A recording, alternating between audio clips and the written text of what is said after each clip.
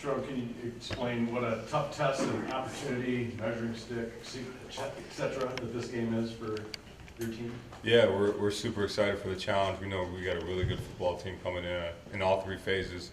Coach Sark has done a really good job with the program, and on offense, they present challenges because the way he calls the game and what he does, his creativity, his rhythm. Obviously, they have a really great quarterback, skill players, fast everywhere. Running back is really good. I know they got the other two that got hurt, but the running back they have now is really good too, and the O-line is as good as you'll see in the country. So I know our defense is excited for the challenge to go against them, and offensively, their defense played very well. Sound, not very many mistakes. I think they have 4 returning starters on defense, and they have guys that have played, so super excited for Saturday. On the left, Isaiah.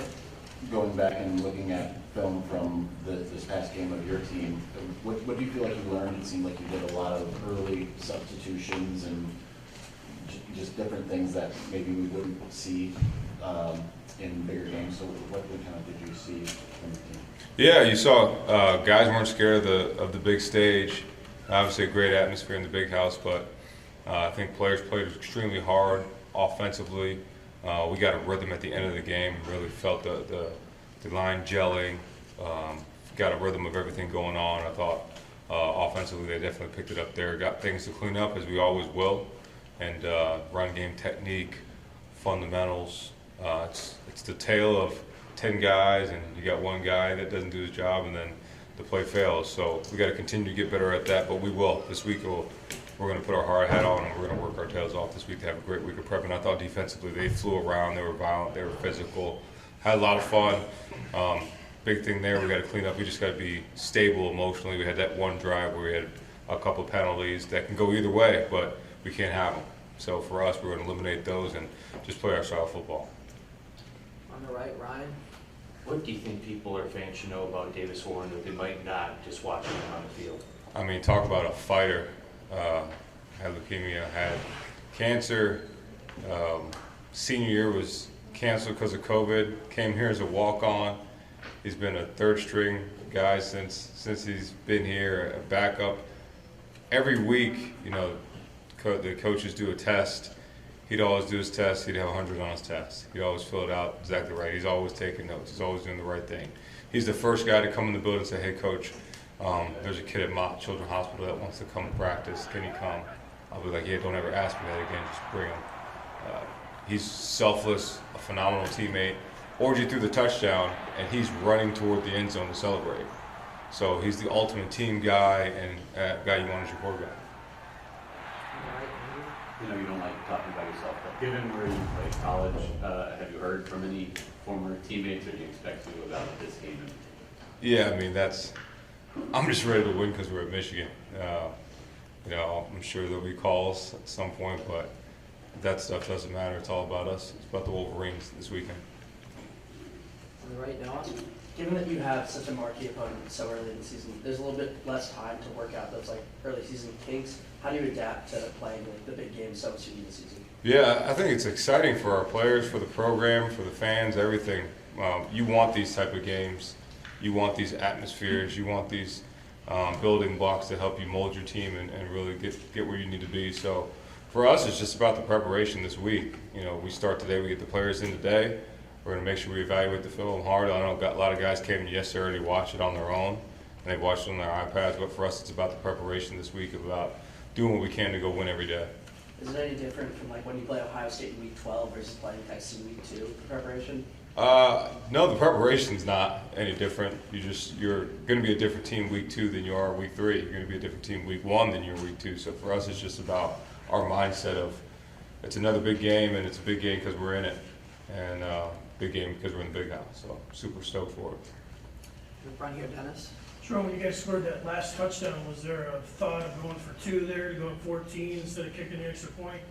Yeah, there was initially, and then just said, you know what, let's just kick the field goal. Our defense is rolling pretty well, so felt pretty good about the defense. But yeah, there was a thought about that.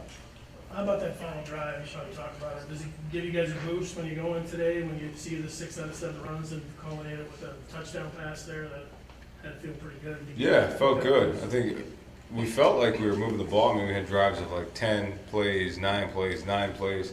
Just got to get in the end zone. And when you have that consistent rhythm, when you finally get the ball in the end zone, that's definitely going to build some confidence for the players, and especially guys that haven't played a lot of football. But it really helped the confidence and really built some good momentum.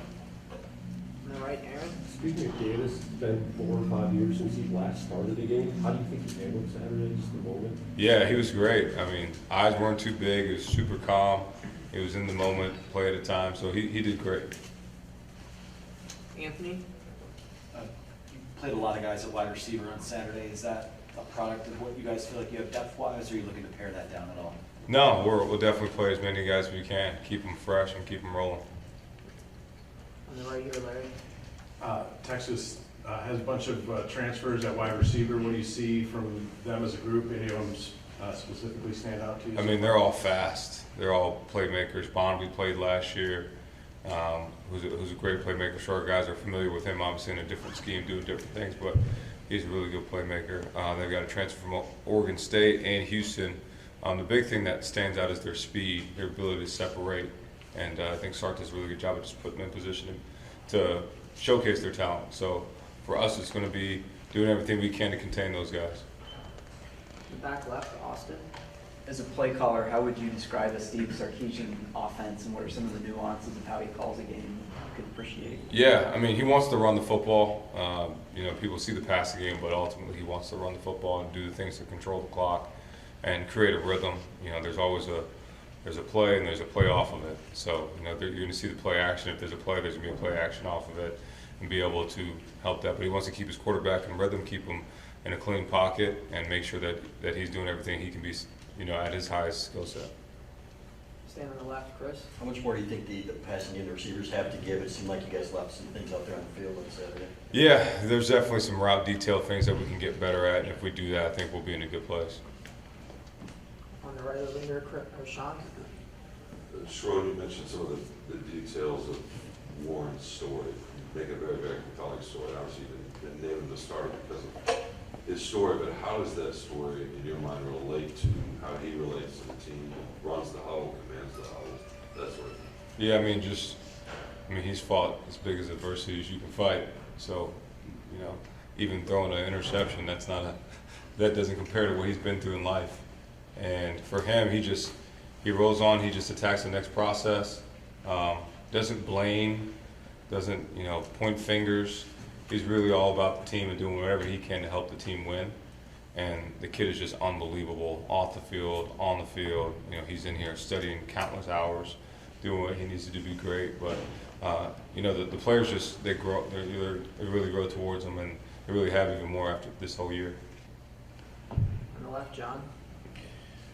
How do you expect both of the quarterbacks that you played Saturday to grow in their enhanced roles as these early weeks go by? I think you only get better at playing it by doing it. So the experience of Warren's, Davis starting and Orji playing a little bit more is just going to give them more confidence that, yeah, I can do it, and I can do it in an elite stage, and just continue what they've done in practice, because what they've done against our defense, if they can do it against our defense, they can do it against anybody. So for them to just continue to have that confidence throughout the week of preparation is going to be huge. Stay on the left there, Clayton. Josiah had that 2-play stretch where he played both guys on the read option and then blew up the screen play the next play. Where has he grown the most, and how does his versatility help you guys? He's an animal. I would say he's just grown because he's just gotten stronger. He knows the defense even more. But he just plays with fanatical effort. You watched in one play during the fourth quarter, he gets a sack, and then he drops in coverage and then stops the screen on the other side of the field. So the guy just plays with incredible effort. He's got an incredible attitude, work ethic, and he's everything you'd want. On the right here, Charles. Do you have an update on Jack Tuttle's status, and what do you expect his role to be once he is able to get back to full strength? Yeah, he's just working through some things, and he'll be back throwing here even more and be in a good place. So we'll see when he gets back. Two behind Charles, Angelique. Sharon, a couple days removed, how would you evaluate the offensive line play? Yeah, never where you want it to be, and I think it's probably, it's definitely got to get better. But I thought the attitude, I thought the strain was there. the details and the technique have to continue to get better, and that's a product of your first game as an offensive line. And even the first years, last year, the year before that, before I'd say the exact same thing. I went back and watched the past 3 years in the first games and watched the second games, and it looks like two different lines. So I expect those guys to be a lot better. I know Coach Newsom will coach them really hard this week. And as far as Alex, I mean, how do you envision his role? Will it be more than, going in one play? We'll see. And why didn't he win the job? What was the difference there? I mean, ultimately, Davis just, he just practiced better. Overall, completion percentage was a little higher and made more plays against our defense. And Orji didn't just completely lose it, but I think Davis just took it and won it. Right in front there, Ryan. Not that it was a surprise, but in the opener, obviously Colston was the featured player, but I mean, obviously based on what he did, I mean, Texas will probably try to do everything to stop him. I mean, what answers do you have in case that does happen, where they really try to bracket him and kind of try to take him out of the game? Yeah, we'll go on to the next read. We got a lot of other weapons, so if you take away him, then you have to do it with Samaj and Tyler Morris and Kendrick Bell and Marlon and the run game. So can't take away it all. Right here, Aaron. Speaking of the O-line, you pulled Dom at one point in the first quarter. Was that just a teaching moment for him? No, the decision we made pre-game, we're going to play both him and Crip. So, keep competing. Everybody's always competing. Everybody's seen it through the years. Just because you're the starter one game doesn't mean you're the starter the next game. So competitive atmosphere is the best. So everybody has a chance to go compete. How do you think Dom did? He did well for his first game as starter at center. Got some communication things to clean up the protection, but pretty dang good. Back to the cameras, Rachel. Obviously, Will Johnson put the exclamation point on the game, but where do you think he grew the most this summer and was able to implement that Saturday? Yeah, I think he grew as a leader just because he's, he played at such a young age, played as a freshman, played as a sophomore, but then you saw him grow as a leader off the field, and really his work ethic is, you see it on the field. Like the dude I would be in my office in the summer and he'd be out there working out, doing extra stuff, him, all the other DBs, and you could see him, and he's calculated in the film room, like he almost had 2 other picks, and it's because he works so hard in what he does, but that's, growth of what he does is really what you saw. Got time for a few more with Coach. We'll start with Ryan in the back right. Donovan Edwards always seems to be better when he's playing confident, and maybe he didn't have the game he wanted to do with the first game. Right? How do you instill and maintain that confidence, even though maybe Kalel kind of had more opportunities in the first game?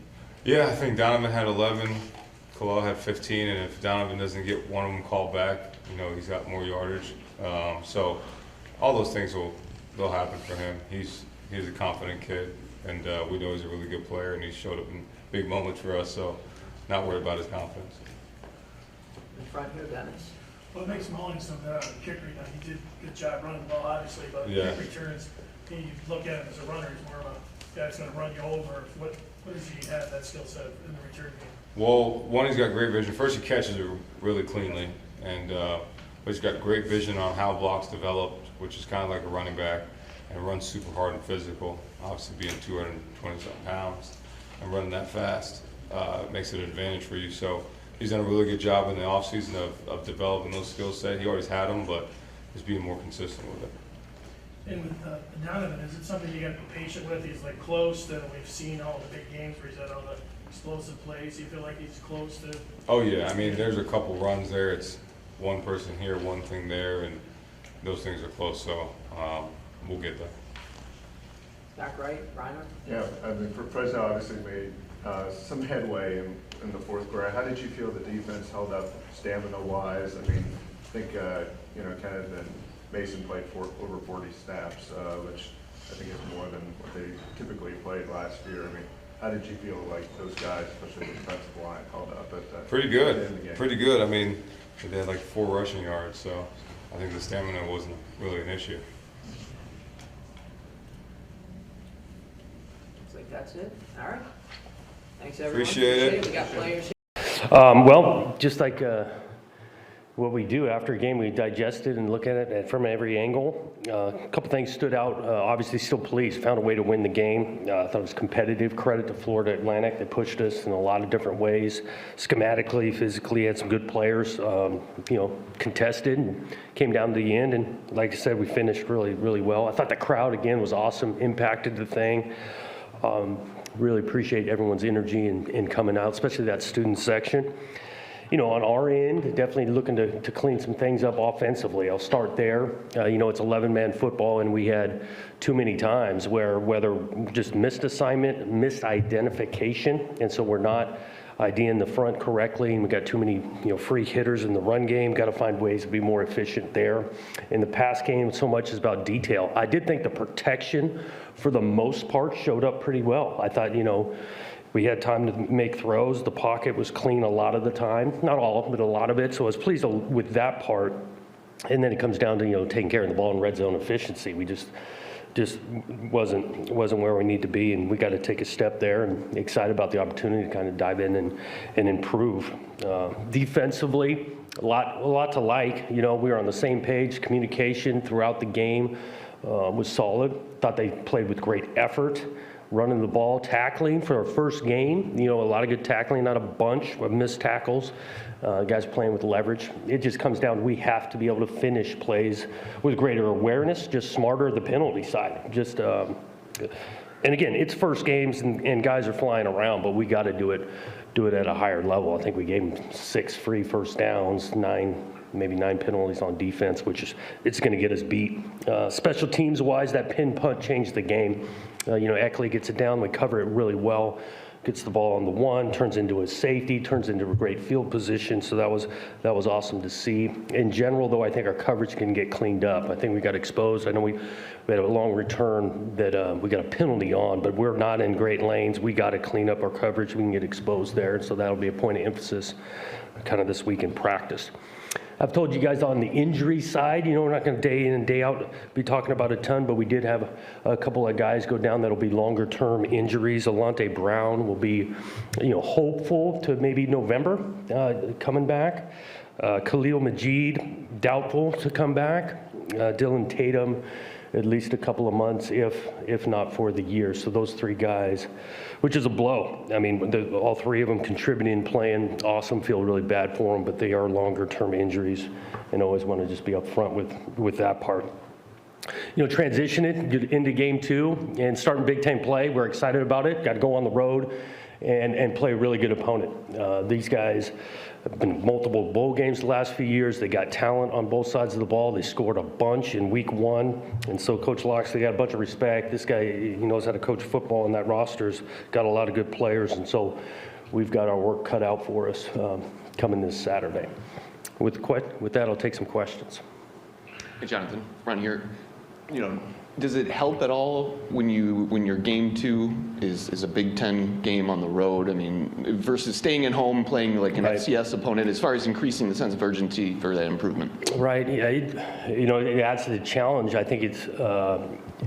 The schedule is what it is. I think from game 1 to game 2, we were going to have some serious sense of urgency to get better after game 1. We did learn a bunch about this team. First experience of this team in all 3 phases, individual players. We learned a bunch, and now kind of where they're at, what they need to take a step on. So that approach, I don't think would have changed at all. It just does. You get a big time opponent that's got a bunch of good players, and it's a real challenge on the road. Staying with that, open up Big Ten play on the road. Can you share a little bit about the differences and the similarities in preparation, even the nuances when you have to get a team and go on the road and also kind of come together as one? Yeah, the differences on the road, obviously you're going to go through the travel part, which will be the first time for us, right? So the day before is going to be different than it was last week. Locker rooms, crowd noise, kind of going on our own. We do expect to see some Spartans out there in that part of the country, but it's not going to be like it was Friday night in a packed house with the energy you're getting from our stadium crowd. It's going to be different. So obviously those 2 injuries with Dylan and Khalil in the secondary, you mentioned that being a big blow. How do you kind of progress forward, and kind of with Malik coming back, too. I mean, obviously he was suspended. How much of a difference does he make? Excuse me, not suspended. He was ejected. But how much of a difference does he make? And I mean, keeping those guys healthy is Yeah, we're going to need to. I mean, because that's a position that you need to have multiple bodies to play. Especially you think about DT's the flexibility. He can play nickel, he can play safety, he can play some corner a little bit last year, so he had some position flexibility that now we don't have. So yeah, getting Malik back, huge. Nakai obviously had a nice game, and we've got some, answers, but it's always going to be the next man up. This game's a physical game, and different positions are going to take a blow or two, and we got to have the next guy to step in. Jonathan, the last 2 years, I think your Oregon State teams averaged 5.6 penalties a game, something like that, less than 60 yards. As you look back now, having analyzed it, what caused that, and the late hits on some of the slides, how do you coach that? Yeah, we got to do a better job coaching it. And again, it's not just Michigan State. I pulled a couple of clips, showed the team on Sunday that's across the country that showed up in game one. And so we've got to be able to, we're not going to slow down in how we play on defense, but we got to have some awareness around the quarterback, around the sideline, understand the rule, and make some tweaks to maybe how we approach the quarterback in regards to low versus high. So that'll be some emphasis this week. Jonathan, over here, you mentioned that you're liking the protection. I'm wondering what you saw from running lanes created and your assessment of the two backs. Run game wasn't good enough. Just the efficiency of it. We had the long run on the one, but we've got to identify it correctly to start, more consistently correctly. And then we got to get some movement, and so we've got to create some more space for those guys to go. I did think Kayron carried the ball pretty well, did some good stuff. Nate did some good stuff when there was more to run through. And sometimes we're gonna have that. Our style of play, they're gonna load the box at times, and there's gonna be some 2-yard runs, 3-yard runs. We just had way too many of them. We need to get more in the 6, 8, and it starts with identification and some movement up front. You had a number of guys on defense that created pressure, and I'm wondering anybody when you watched it back that really stood out that you thought, boy, this was nice. Ken Talley, I mean, this guy loved it, and we said we were going to play a lot of guys, but he wasn't going to get a ton of snaps, and the way the thing went, he did end up impacting the game in the second half in particular. That guy showed up in a huge way when it was critical times. They're moving the ball in the red zone. He gets a huge sack on third down, obviously ends the game on the fourth down. It was an incompletion, but he created the pressure, so was pleased with him along with others up front. Jonathan, I noticed your first walk to the stadium and your first run out of the tunnel, you let the players take the lead. You were a little further back in both of those settings. I wonder if you could talk about the mindset behind that. Yeah, we want to be player-led around here. I actually spoke to the team, giving them the heads up. That's how because we walked through all the pregame and how this takes place. I also love the fact that the strength coach, who spends the most time with them, is up in front of that thing. Those guys have put the summer hours, the sweat that goes into it. So that's the logic a little bit. We're going to be player-led, let these guys go and running out. Me running first, I'm the slowest one running out there, and so I don't think that helps things either. Obviously, Coach, Aiden was frustrated with his performance since Friday night. What have you seen from him in terms of his attitude, his mood? Has he flushed it? Has he moved on? I think he's a competitive kid, and it was frustrating for him. And I thought, we practiced lightly yesterday, and he was bouncing around. Understands that we got to grow, we got to learn, and he's all about doing that. He's aware too. It's not just all on him, but he's got some plays that he can make. I thought he got hit pretty good on one. We got a crosser wide open. He gets hit. We don't complete the ball. He bounced back up and bounced back from that. I expect him to bounce back this week. Just wondering, what was your first experience running into that stadium? You talked about the energy in general, but what do you remember about entering that stadium for the first time? Anything strike you? Well, I've always liked Thunderstruck. I mean, even growing up. So that thing playing and going, smoke, energy, the band's right there. It was fun. I'm also wondering, I know you can't change the rule in midseason and you got to coach for it, but in your opinion, does that rule in the offseason need to be revisited because defensive players are in midair and quarterbacks all over are sliding down, and you can't stop yourself, That's and your hard. helmets are going to hit. It Does is. that rule need to be revisited in your mind? They could revisit it, look at it. Again, I'm not here to say it needs to get totally changed. It's a tough play. I mean, that immediate instance where he's going full speed to turning into defenseless, it's tough. And the reality, I do think proper way to tackling oftentimes on ball carriers is to go low, cut their motor. We want to tackle their legs. Well, when you're doing that, and then all of a sudden immediately he goes down, you're going to run into some of these things. So it's a tough play. We got to continue to coach it and gain awareness from it, and our guys will. But I'm not here to say flat out the rule needs to be changed tomorrow. Jonathan, you were talking before the season about having depth at receiver and guys stepping up. Nobody was able to record even 30 yards receiving. I don't know how often that happens in games you've coached, but I guess what are you looking from that group game 1 to 2 to really establish? Yeah, details. Those guys, they play a little bit more man coverage that we saw last week. We got to be able to separate, but details on where I split, how far I go on my depth. I got to be able to separate man coverage with some stair step techniques and things like that. I'm confident in that group. Again, week 1 to week 2 to week 3, we got to continually improve. We've got some talent in that room, and we got to take a step in our pass game. Maryland presents different challenges than FAU does offensively, especially with the way that they can move the ball, through the air. Just what are you looking for from your defense to be able to, I guess, present this new challenge? Yeah, it is a challenge because they've got talent outside that can make you miss. Quarterback with a strong arm who's a willing runner.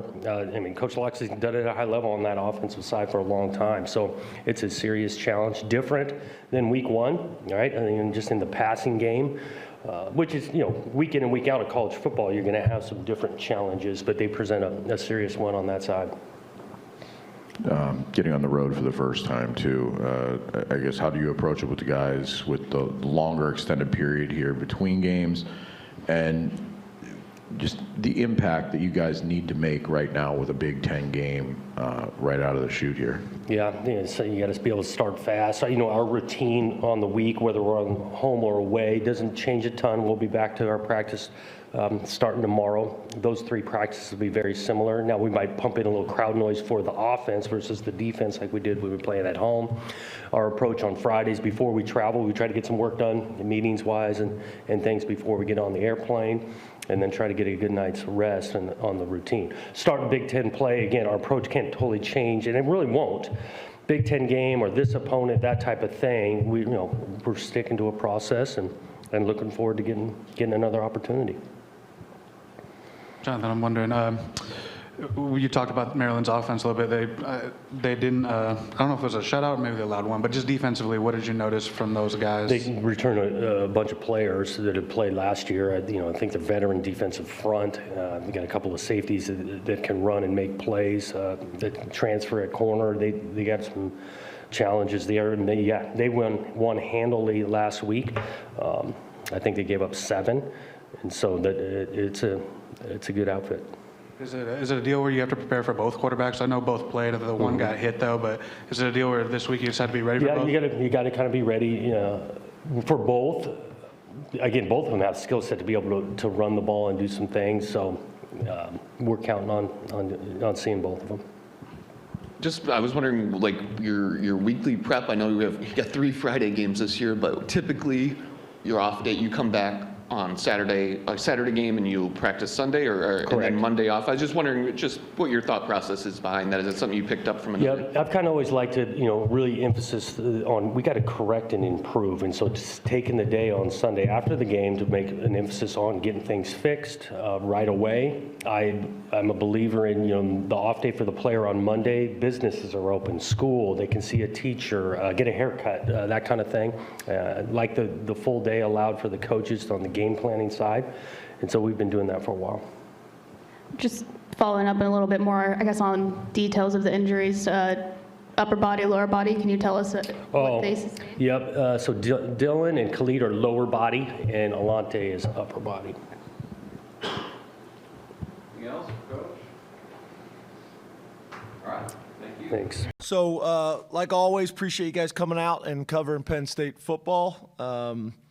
Couple things just to cover with you guys from really last week. going back and watching the film was good. It was about what we anticipated, in terms of how it felt during the game, and then be able to watch the tape and go through and grade it. I think you guys already seen players of the games and things like that. One of the things I think was interesting is if you do a statistical comparison between our West Virginia game last year and our West Virginia game this year, no one's really talking about our defense, and our defense really played well. If you look last year, we gave up 15 points. This year we gave up 12. So we were better in that. We were better in points per possession. We were better in explosive plays. We were better in total yards allowed. We were better in rushing yards allowed. We were better in yards per carry. We were better in yards, passing yards allowed, yards per attempt. Third down efficiency was exactly the same, which was interesting. We were better in average third down yardage forced. We were better in takeaways. The only category we weren't better in was sacks. We had 3 last year. We had 2 this year. Red zone touchdown percentage, we were better. Time of possession, better. And then QBR significantly better of the opposing quarterback. So, I think on a real positive note, our defense played better. And then not only did they play better, they played better on the road without the home environment. So those were positive. Turnover battle, you guys know we won. Explosive play battle, we won. Third down battle, we won. Sack battle, we won. We got to clean up, really drive start. And when I say clean up, drive start, I didn't feel like we kicked the ball as well as we're capable of kicking. That is kickoff, that is punts, that is field goals, really all 3 phases. And then penalties. We just gave too many yards away trying to be aggressive, and we got to eliminate those things. So a lot of positives there. Few more notes, in terms of offensively, defensively, and special teams. Positives on offense, we were explosive and physical. We got to be better in ball security and some of the pre-snap things. Defensively, we did a great job stopping the run. We limited explosive plays. I think we only had 1. Sudden change response, that takeaway was huge. That was a huge play in the game. And then 0 points in the third quarter. I think you guys also know, I think we have the longest streak in the country of not giving up a touchdown to start a game. So that's been a real positive for us. Areas for growth, the penalties, just overall communication and substitutions. And then special teams, I thought we played really physical. There's some really physical clips on tape from our special teams. And then opportunities for growth, like I talked about, we got to kick the ball a little bit better. We did have a substitution error, and then we did have to burn 3 timeouts, 1 on offense, 1 on defense, and 1 on special teams. So that's not what we're looking to do. And then for this week in Bowling Green, Scott Loeffler, the head coach there, we know Scott, pretty well. Been a guy that's, been in this conference, obviously played at Michigan. We know them very well. Frank Leonard and him were on staff together at Boston College. So got a ton of respect for him and his career and what he's been able to do. You look at them offensively, it's essentially his offense. He calls the offense, has done that for most of his career. And they did a really good job and put up big numbers this past week. They're a run-first offense predominantly, but they do a good job at the quarterback position and taking shots where appropriate. We've been impressed with their tight end number 0, Harold Fannin, their running back number 4, Terrion Stewart, and then their quarterback, Connor Bazelak, who also has got some history here in the Big Ten as well. And then defensively, Steve Morrison and Sammy Lawinson running the defense over there. And, from what we've seen on tape so far, they're going to create some challenges. I would say looking at their team in general, they're a bigger, more physical team than what I anticipated. You look at them on film, but then also look at their numbers. They're a big physical group. This is a team that's going to play combination of odd and even front. They're primarily a middle of the field open defense, but they will close it up and play some zone cover 3.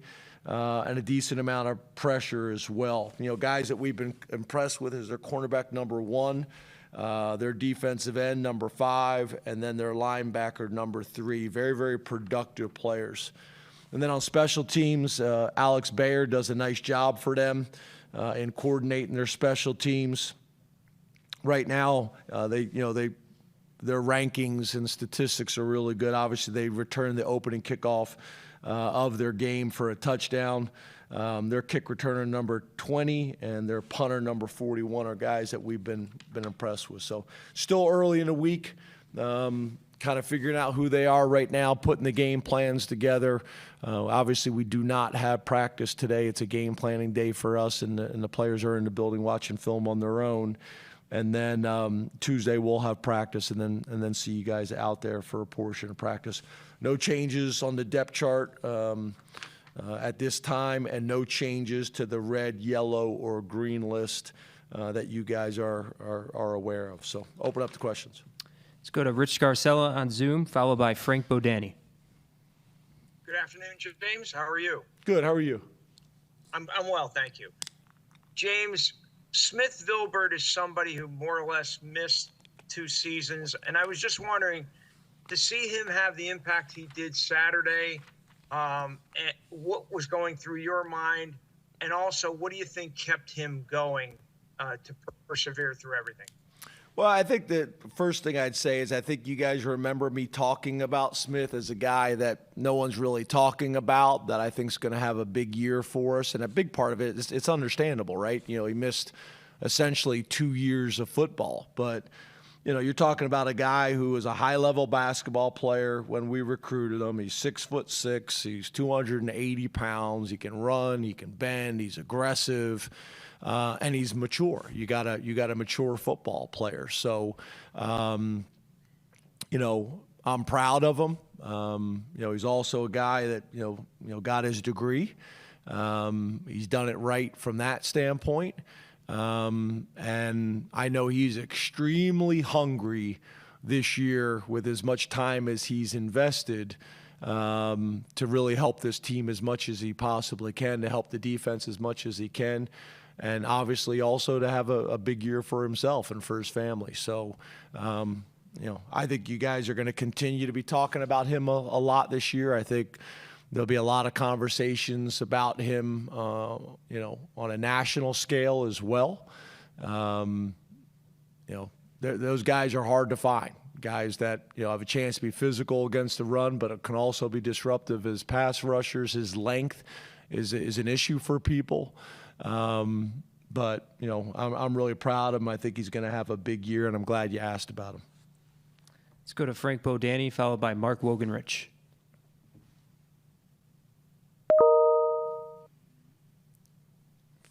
Frank may have hopped off. Let's go to Mark Wogenrich and then Mike Gross.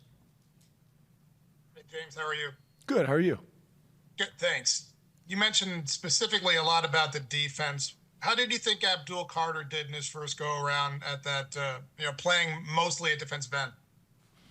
Yeah, I think he, to your point, I think he predominantly played defensive end, except with some of the, some of the third down packages where we just kind of move him around.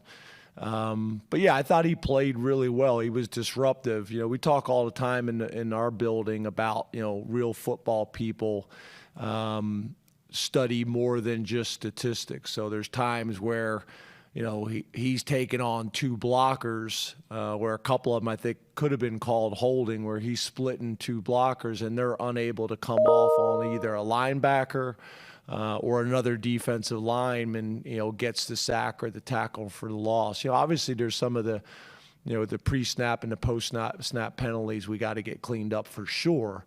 But overall, I thought his first game as a full-time defensive end, was very disruptive, and I think he's just going to get better each week. You guys know there's been a bunch of buzz about him for his ability on the field, but I'm also really proud of his growth off the field. We were able to have some conversations yesterday about the penalties and just the way he approached it, his maturity, his ability to take some constructive criticism and be accountable for it was really, really impressive. So I'm proud of him. I think he's going to have a big year for us, and I think he's setting himself up for really bright things in his future as well. Let's go to Mike Gross, followed by Johnny McGonigal. Good afternoon, James. How are you? Good, Mike. How are you? I'm good, thanks. You kind of anticipated my question with your opening stuff about the defense, but thinking about last year as a barometer and against West Virginia, and what your defense, became last year, it seems like you're a little ahead of where you were last year based on that West Virginia barometer. So why do you think that is, if indeed that is? Well, I think it's a small snapshot, right, for all of us, offense, defense, and special teams. And for us, we just got to say, okay, these are the things we did well. These are the things we got to do better. And then, find a way to work on these things each week and refine and get better. So I think your point is a fair one, but it is a small amount of data.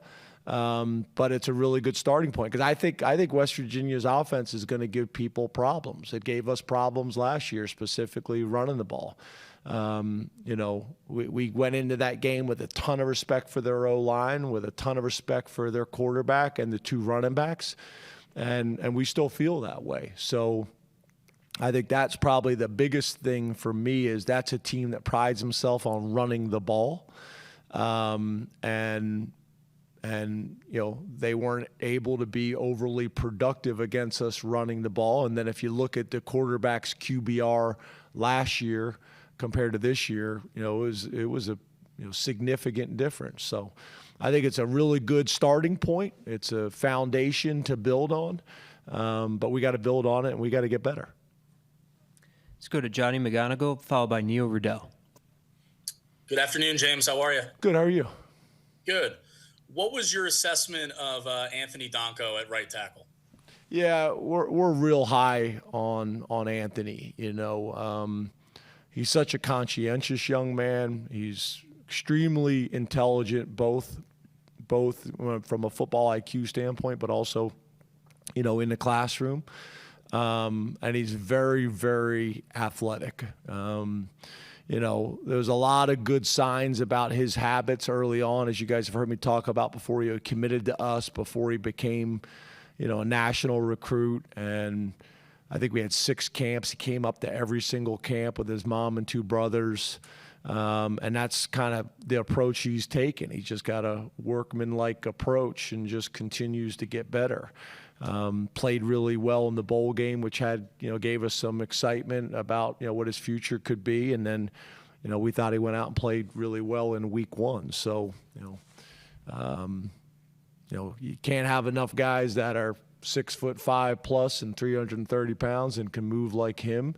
And again, the consistency and the intelligence that he has. So, he's another guy that, I think is just going to get better and better as the year goes on. We also plan on playing Rucci more, getting Rucci some opportunities as well. But Donka's playing, really well in the 2 games that we've been able to kind of watch him and evaluate him. But it's also what we see in the weight room. It's what we see in, summer workouts and winter workouts, and what we saw, throughout training camp too. Let's go to Neil Riddell, followed by Mark Brennan. Hey, James. I Hey, was Neil. wondering, happy Labor Day there. You too. Xander's miss, I know you look like you showed confidence in him, to take that shot. Would you have liked to have got him, a closer field goal for to get started with? Can you walk through that a little bit? Yeah, the plan was there to either go for it on fourth down.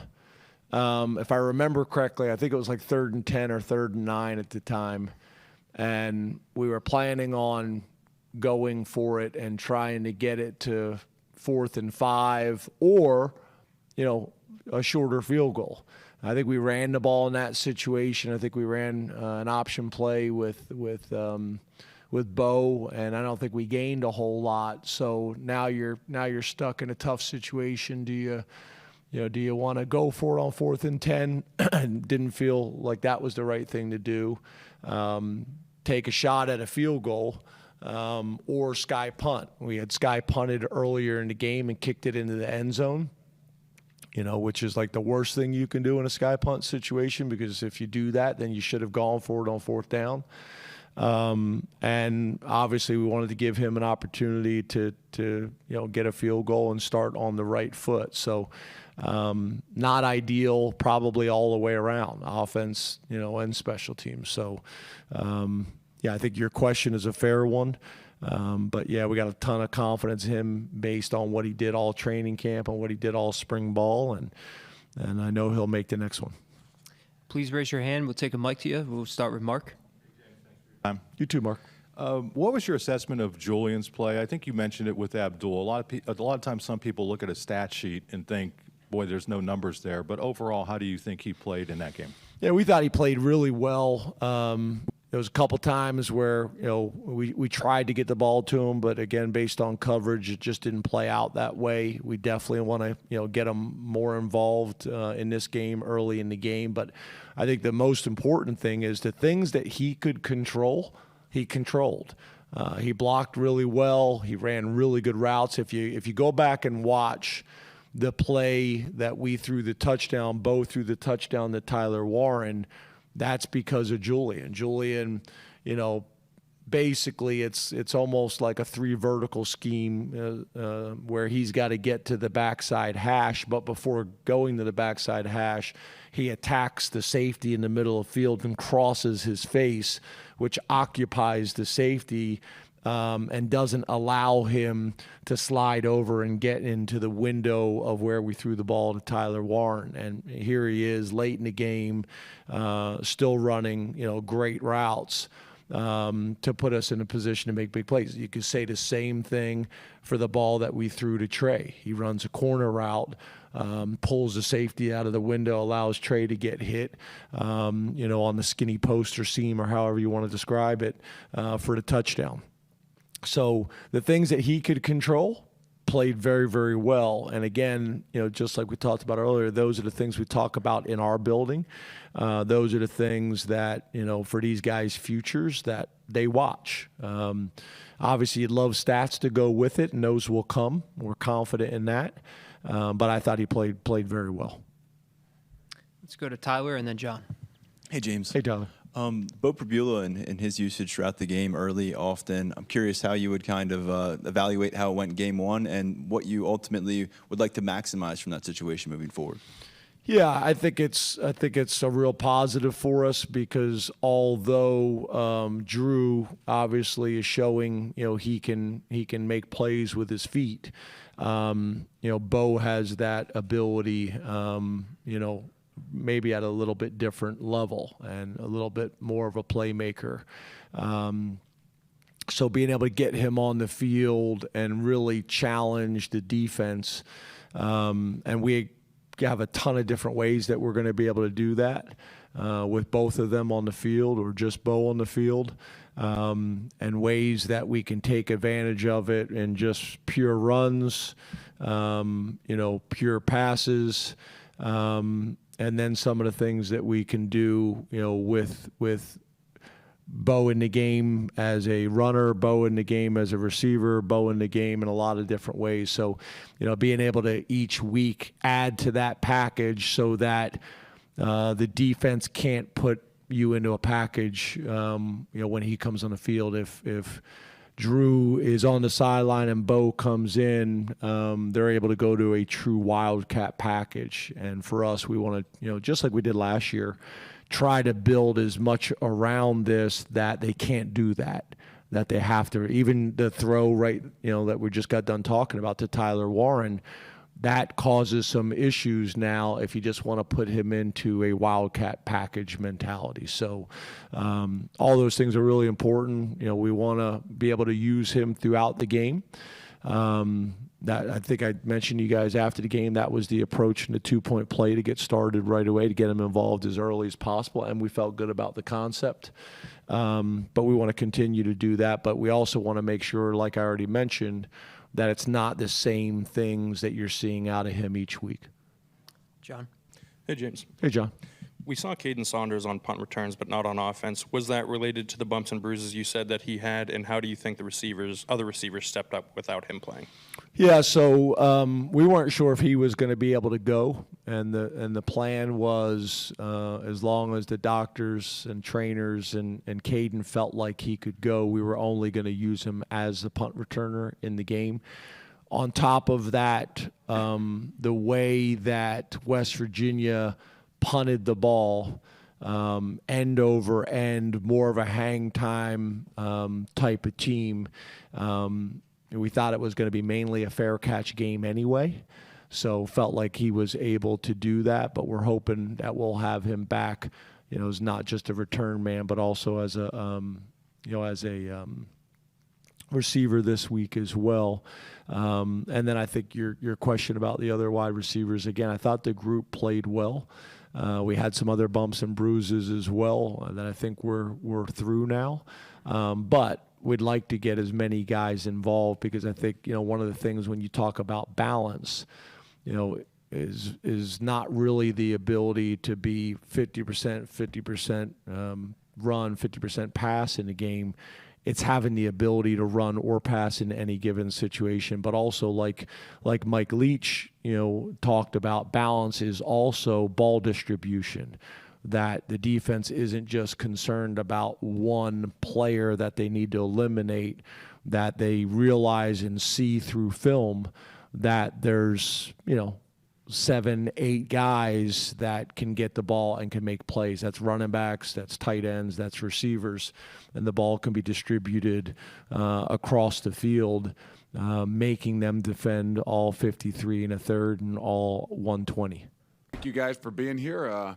For all of you that are going to labor on Labor Day, we appreciate that. I know that's, I said that to my wife as I left out this morning, and she said, well, what's changed, right?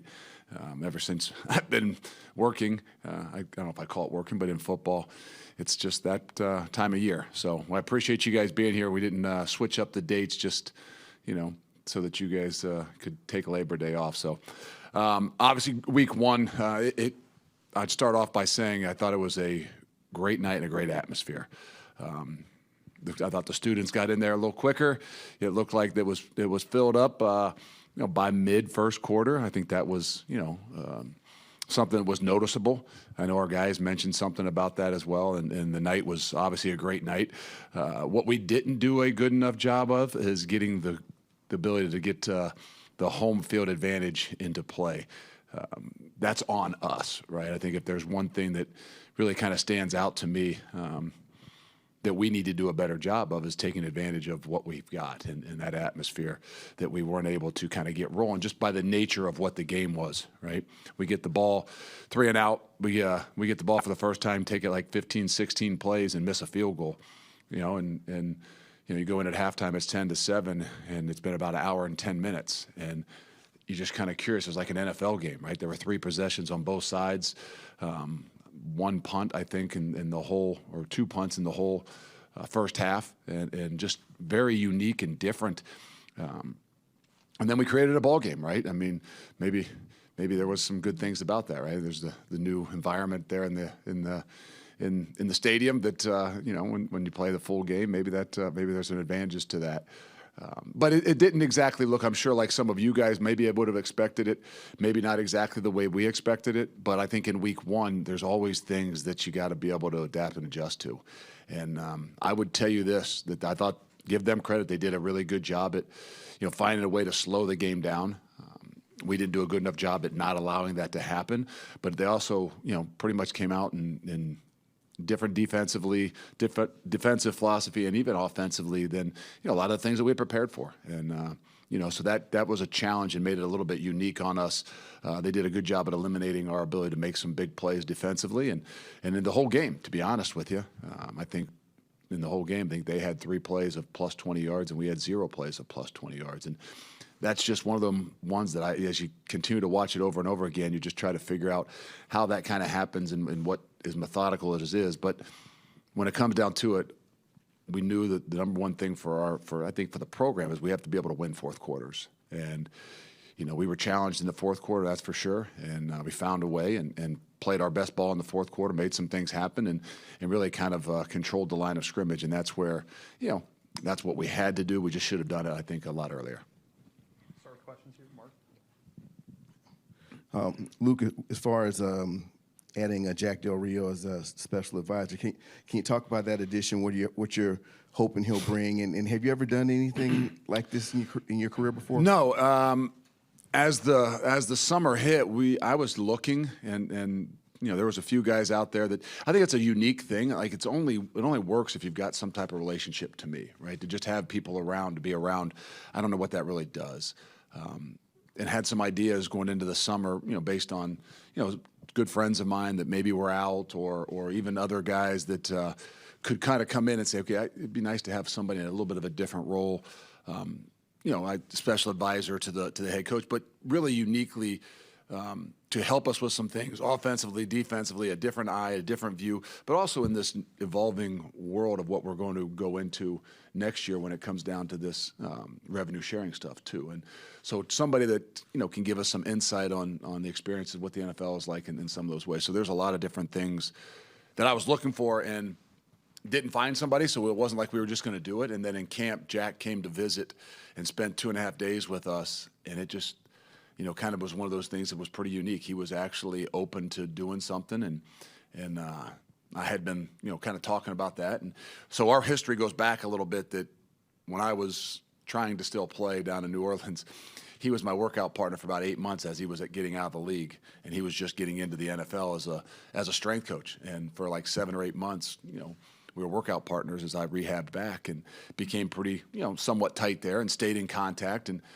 so for me to have somebody in here that's, obviously got a different eye and a uniqueness to be able to communicate with me, but also to give us some other perspectives on different things, I think it can be a really good thing for us. Just you touched on it a little, but specifically having somebody whose primary background is in the NFL rather than college, what kind of dynamic does that bring? Just the NFL perspective. No, I don't want it to think that it's an NFL perspective. It's a football coach's perspective. It's a really sharp guy, smart guy that sees things through a lens of a head coach as well to help me. It's a guy that for our guys offensively is another eye to say, hey, here's some early on scouting report things of a defensive eye, truly watching this stuff and what I see. And then obviously defensively with Coach Tressel and just another perspective. He's going to be a guy to really kind of evaluate the game after it's over, give us some insights on some things that he sees from his eye. Not being in the room all day, every day, you get a little bit of a different perspective. And then where the program is going to continue to grow to, there's some new things in how you're going to structure some of that stuff based on what you believe in your system. And so he gives us a different perspective in all those things. Luke, can you quantify what Aaron Witt has brought to this program, not just on the field but off, and maybe how people? Well, I would mention that, and I know Aaron probably, I don't know if we want to talk about, but he lost his mother last week, and it was a very difficult situation. But he wanted to be here. He wanted to be with his teammates and things like that. And the guys that truly know Aaron, like the guys that are older on this team, understand all the different things that he's been through. The younger guys don't, but I don't think you have to understand him to recognize his passion and love, not just for the game, but for this place and this program and this team. And so he provides so much to so many different people, to be honest with you. The young guys just recognizing, what passion looks like, what energy, what effort looks like, and to the older guys of what adversity looks like, what, ability to, not, waver in what it is that you want to do, regardless of what the situation is. That perseverance for the older guys is quite unique. And even for us as coaches that didn't know him and don't really know all the different things that he's been through, to be tied and to see a guy to be an example in your locker room, he means a lot more than what you just see on the football field.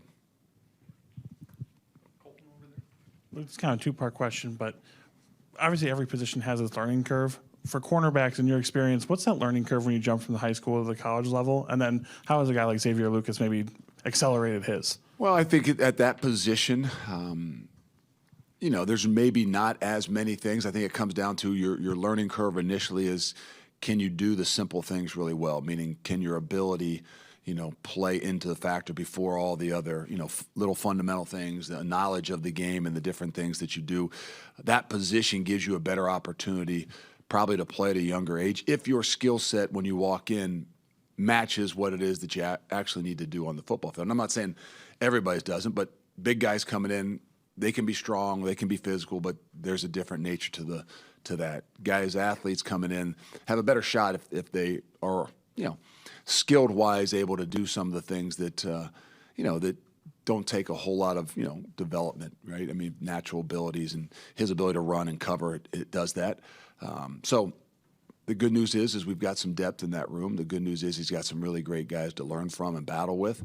So he did. It wasn't the first play. I think some said maybe the first play he was in when he made that play, but he was actually in there a little bit more. Actually was going to go in the series before as well. So he's a guy you're going to continue to see more and more of, and his skill set matches, the things that allow a young guy, especially at that position, to play really early and play well. Luke, it appeared that Phil was still signaling in plays, offensive plays. Is he talking to Tyler as well in that? And is there any reason why he's still signaling stuff in? Well, yeah, I mean, if you don't know, I mean, like in college football, not many people huddle. So it's really difficult to think that you don't have a headset in everybody's helmet. So the signals have to still go.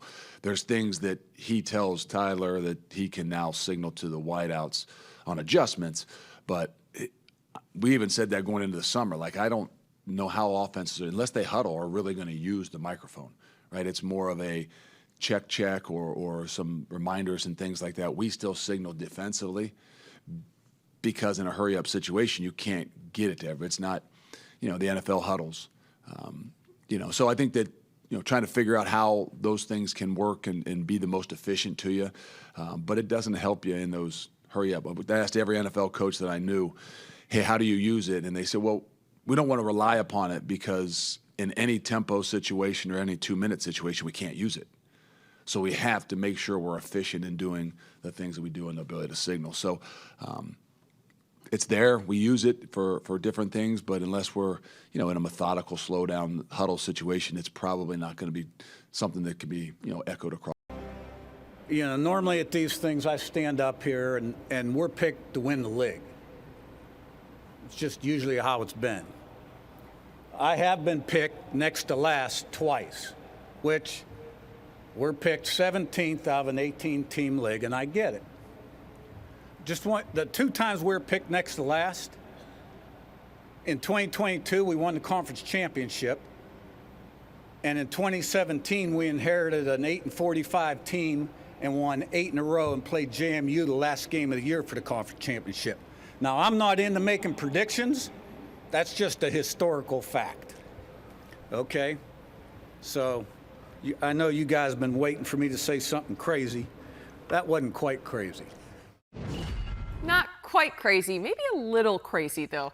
How about Indiana head coach Curt Cignetti putting his money where his mouth is, at least based on his team's Week 1 performance? Indiana took down Florida International with a score of 31-7 in their season opener. A lot of new faces in the mix for the Hoosiers, making this even more impressive. A quick turnaround, by the way, for Indiana as well. They welcome Western Illinois to Bloomington on Friday night. Then they head west to face UCLA in their Big Ten opener in Week 3. This Hoosier team should have some confidence coming off their largest win in a season opener against an FBS team in 2 decades. Let's get out now to Bloomington for head coach Curt Cignetti's weekly update. Okay, good solid performance in the opener. Did a lot of positive things. Liked the way our defense swarmed to the ball, put pressure on the quarterback, TFLs.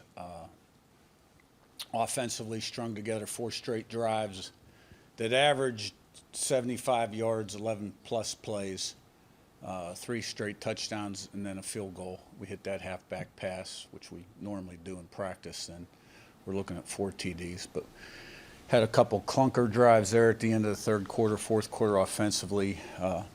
Penalties, obviously, too many on offense, got to cut those out. I think we had 7 second 11 pluses and 6 third and 11 pluses. Some were 17, 21.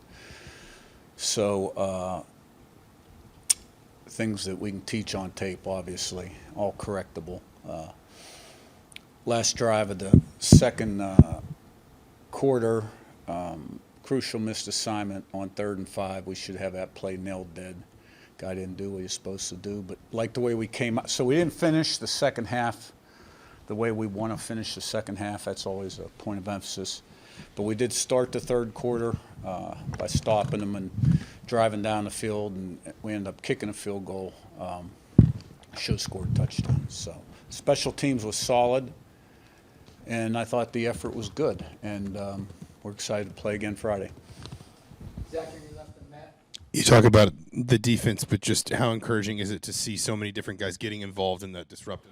You talk about tackles for lost sacks. It felt like it wasn't just maybe 1 or 2 guys making plays. That's what I'm used to seeing, to be honest with you. That's kind of how we play defense. We like to pride ourselves on being real fast and physical and disruptive up front and creating a lot of different looks for the defense and being really good against the run. I think we gave up 53 yards rushing, less than 200 total yards. And we've always been really good against the run and had TFLs and sacks. So it was nice to see that carry over with this group. And we've added faces and to the defense, and a lot of guys did get involved, like you said. Coach, a lot of times in week 1, it seems like one of the things that teams struggle with is tackling. Live, it looked like you guys tackled pretty well. When you guys went back and watched the film, is that what you saw? And I guess how pleased were you with that? Yeah, we did tackle well, and we swarmed to the ball and had multiple hats, and we didn't tackle in fall camp, and only once in the spring. So there you go. But a lot to build on.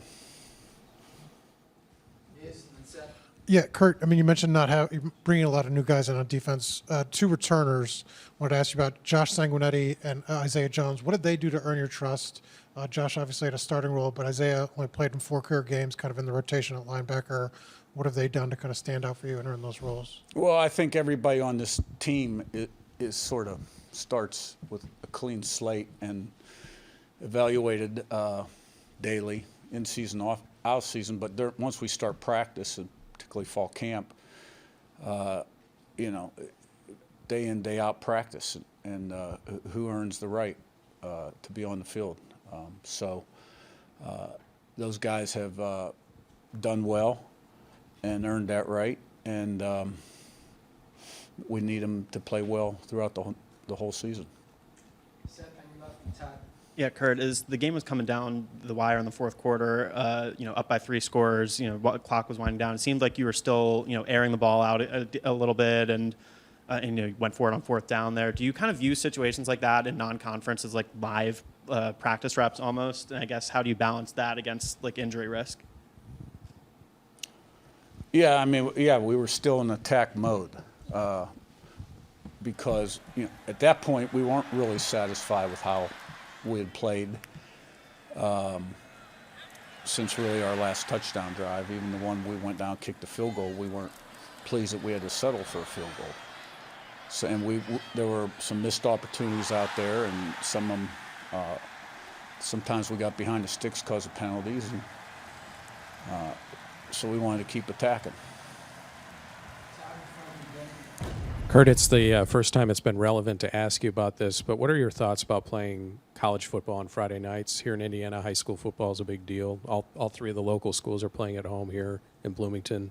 It's a short week for you two.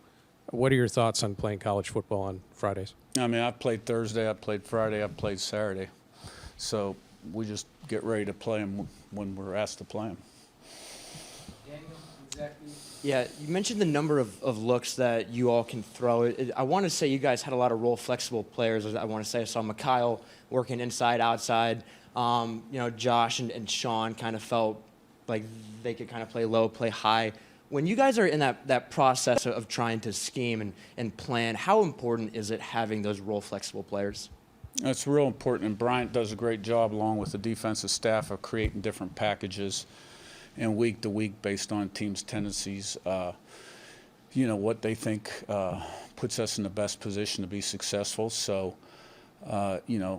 those guys have to be versatile, but part of being a safety is being able to play low and be a run force guy and play deep and stop the pass, and that's where it helps to have intelligent guys defensively, because it is a heavy plate where they've got to learn some things, and there's checks built into formations and et cetera.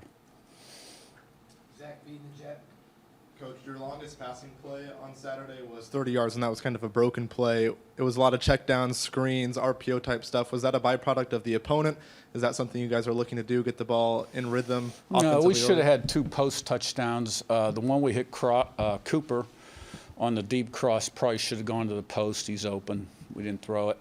No, we did throw the post later in the game to Anderson Kobe, who's open, and we got to use the field and lay it out there. That should have been touchdown too. We had some other down the field opportunity chunks that we just didn't convert on. You had to get a lot of guys playing time on Saturday, especially late in the game. Was there anyone that really stuck out to you that you thought made the most of their opportunities? Well, I thought they all played hard. Overall, Aiden Fisher, we thought really played well. A number of guys played well on defense.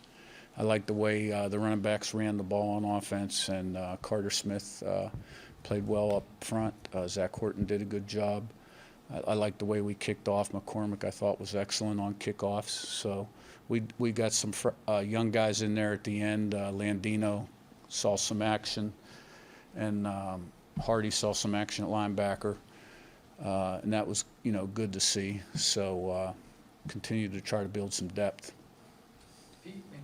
Coach, over here, just your thoughts on the offensive line. You did get some young guys in there. I think maybe 4 guys had their college debut on the offensive line, just the way you thought they played. Yeah, did a nice job, rushed for 240 yards. Thought we ran the ball effectively, averaged about 6 yards a rush.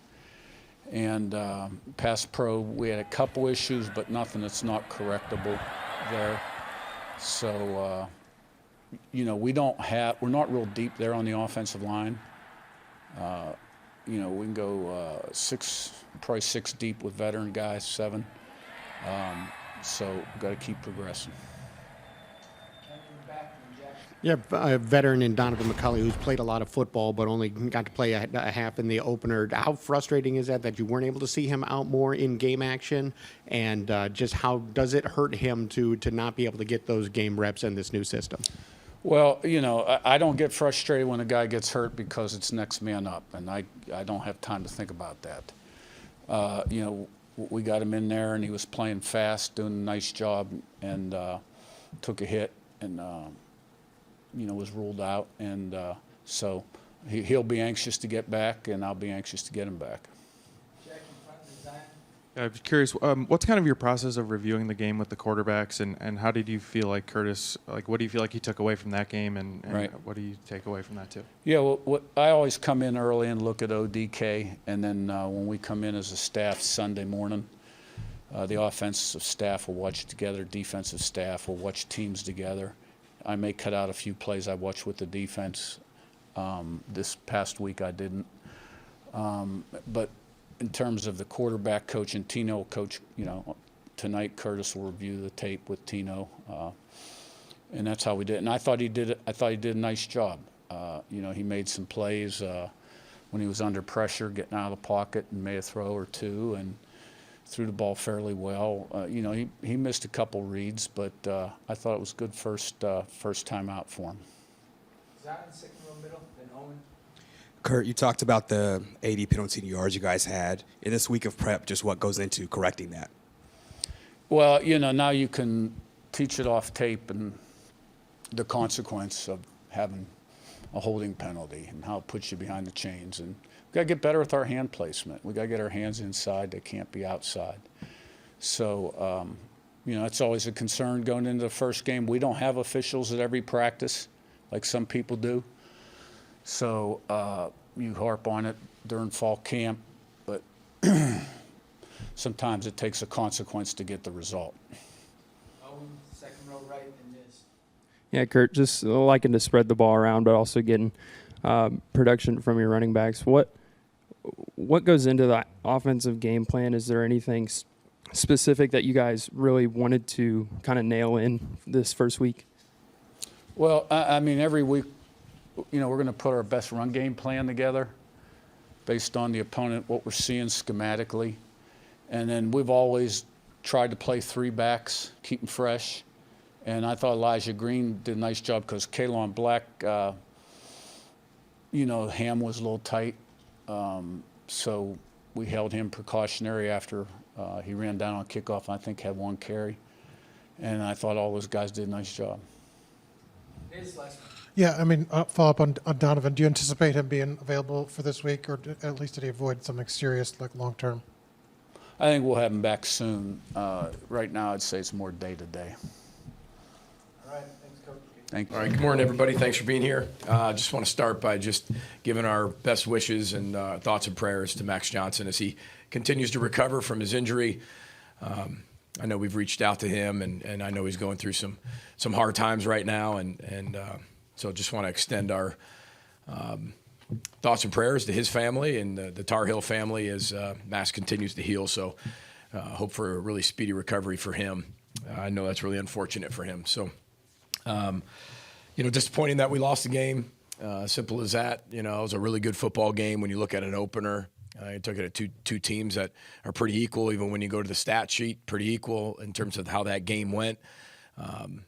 And somebody had to win, somebody had to lose, and we had every opportunity to win that football game, and we didn't.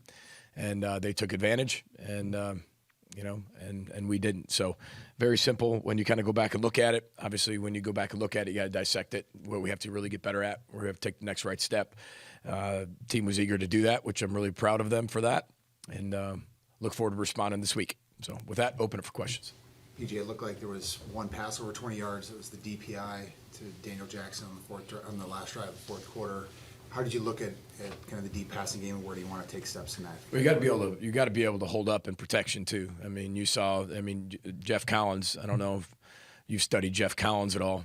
Jeff will bring a ton of pressure.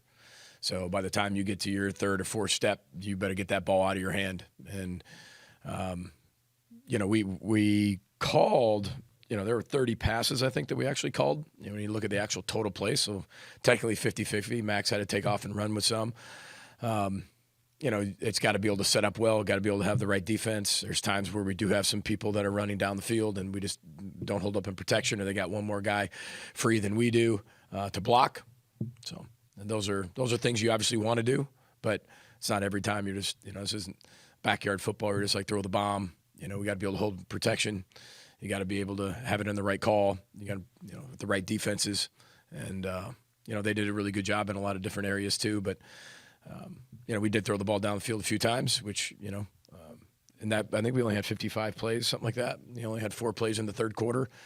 So. On that protection, how do you evaluate the job your O-line did? We've got a lot of room for improvement. I think at times we were really good. I think we were really solid, especially with some of the difficulty of the stunts blitzes that Jeff brings, some of the things we saw, some things that were new. But I think it's just the consistency level of that. It's one guy here or there, and we've got 4 guys really holding up protection. One offensive lineman's leaning, and next thing you know, the guy beats him and then creates a rush, creates pressure. We got to step up and can't let the play develop.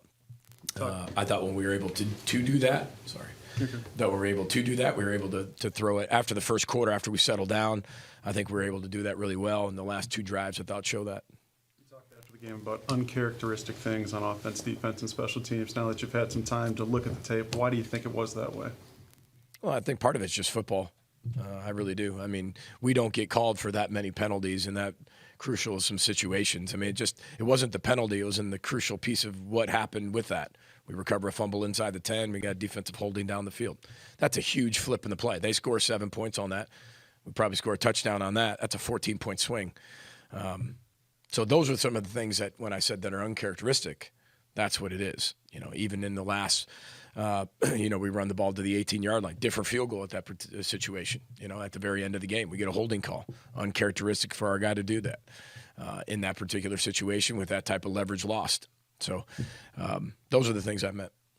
Jay, speaking of the offensive line again, is it a matter of them staying at home or better communication? Is there a particular focus this week? Well, yeah, I think we have a whole focus as an offense. I mean, we talked about the ball. I mean, we fumble the football one time, but it's a costly fumble. You know, we don't get on another fumble that they have. We fumble a ball inside, our zone, and they recover it. The drop back pass game, just in terms of protection, everybody's role in that, in terms of attention to detail, and then being able to score touchdowns inside the green zone. Period. I mean, that's what everybody wants to do that. For no gain, you run the ball again to be able to get maybe half that back, maybe not even half that back, maybe get inside the 5 and make a 4th down call. Because if you don't get the 4th down, that's fine. They got the ball inside the 5 and the defense is playing really good. So, there's all those different things that come into play. But, obviously touchdowns are the focus. But those are the things we talked about on offense that we need to be able to continue to get better at. And then the consistency of all of it working together.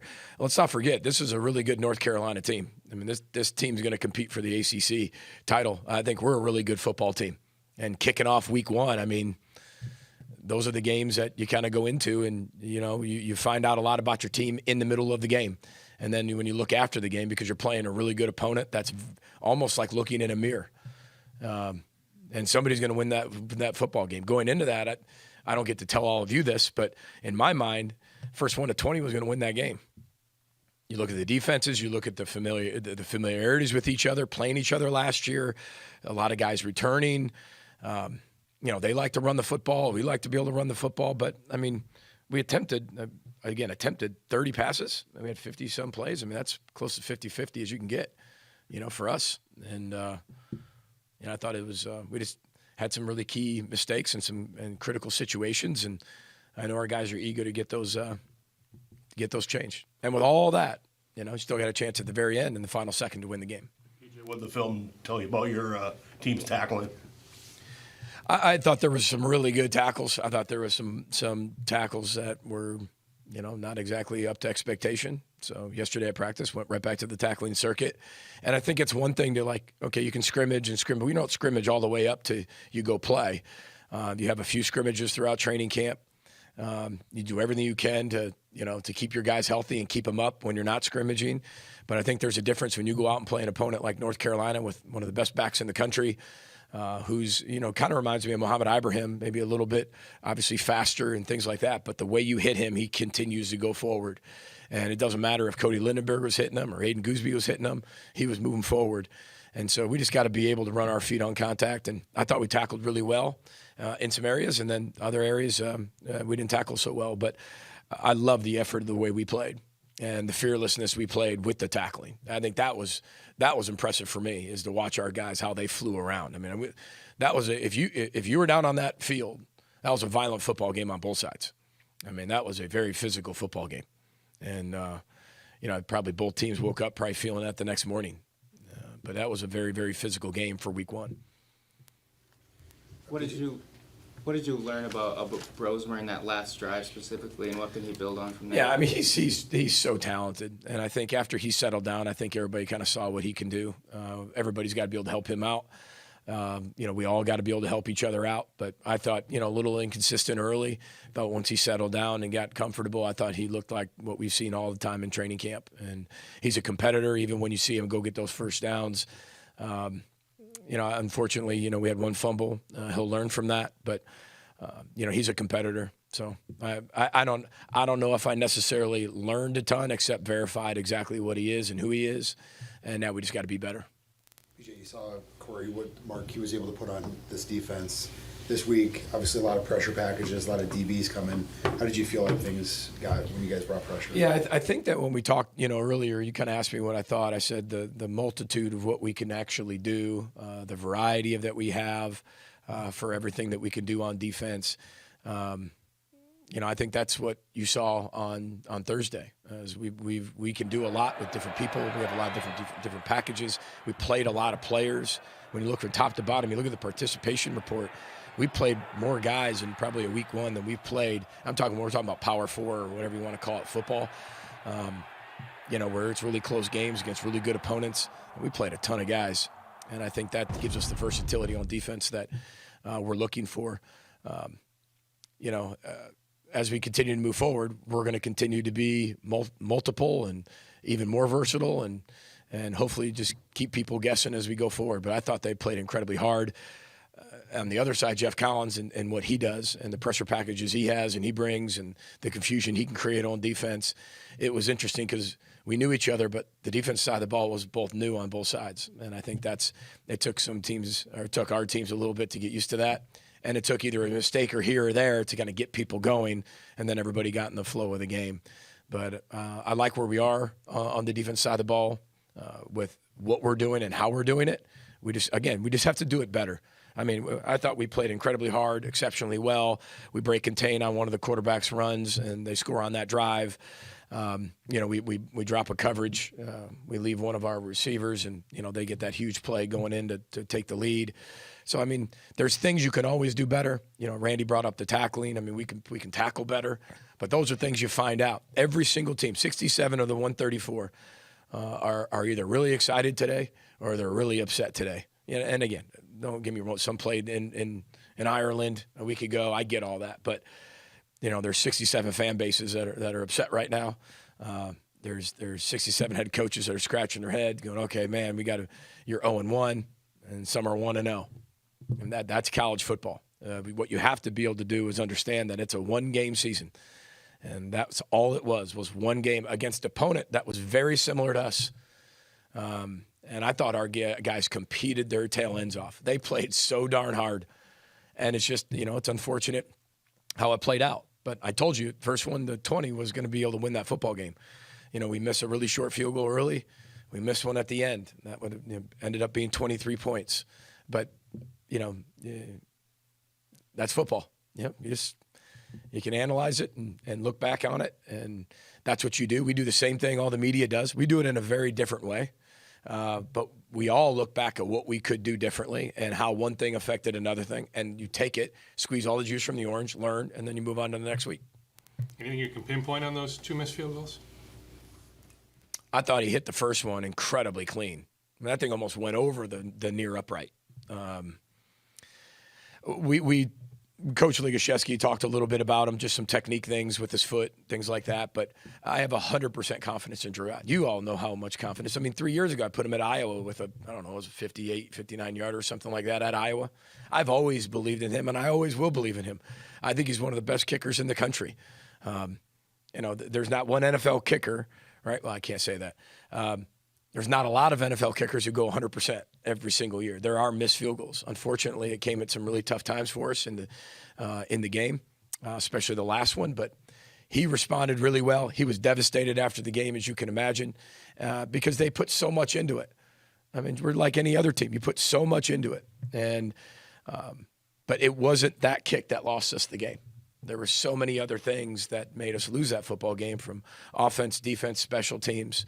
And we just didn't execute at a high enough level to beat a team like North Carolina. If we make that field goal at the end, North Carolina's probably saying the same thing I just said. We just didn't do enough to win that football game.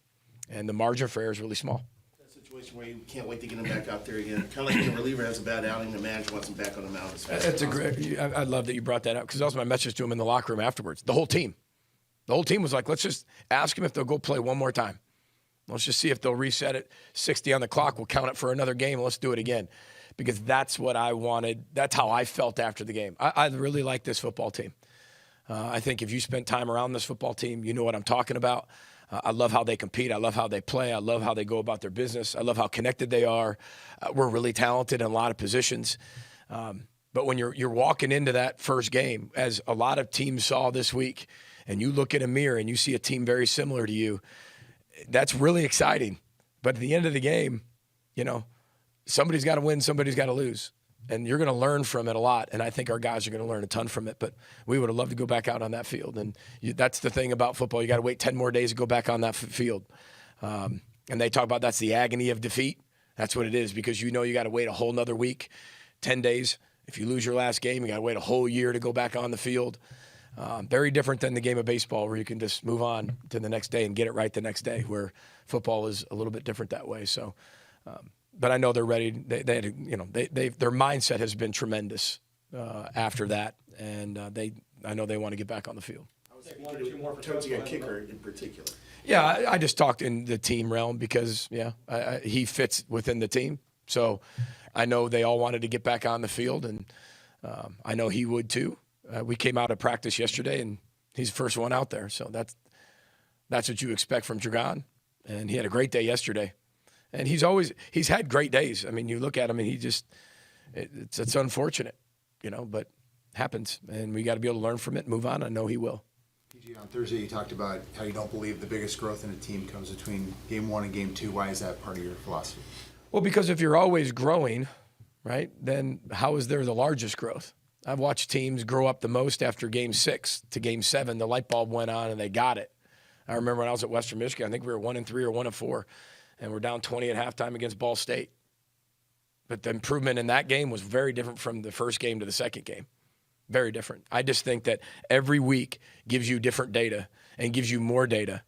And it's data not only from that particular week of what you did that week to get better, it goes all the way back to the first week.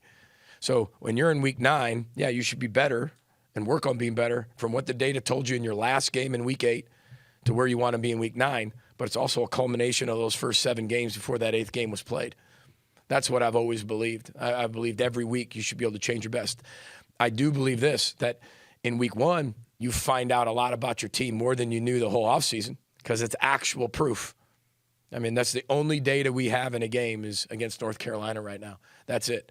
So we have to go based on that. We can't draw from, the game in April. We didn't have a game in April. We didn't have a game in May. You have one game. That's what you have to draw from. And you have to take that as the concrete data and then move on to game 2, squeeze all the juice from the orange, do everything you can to be better at what you weren't in game 1. Then when you get to game 3, do the same thing from game 1 and 2.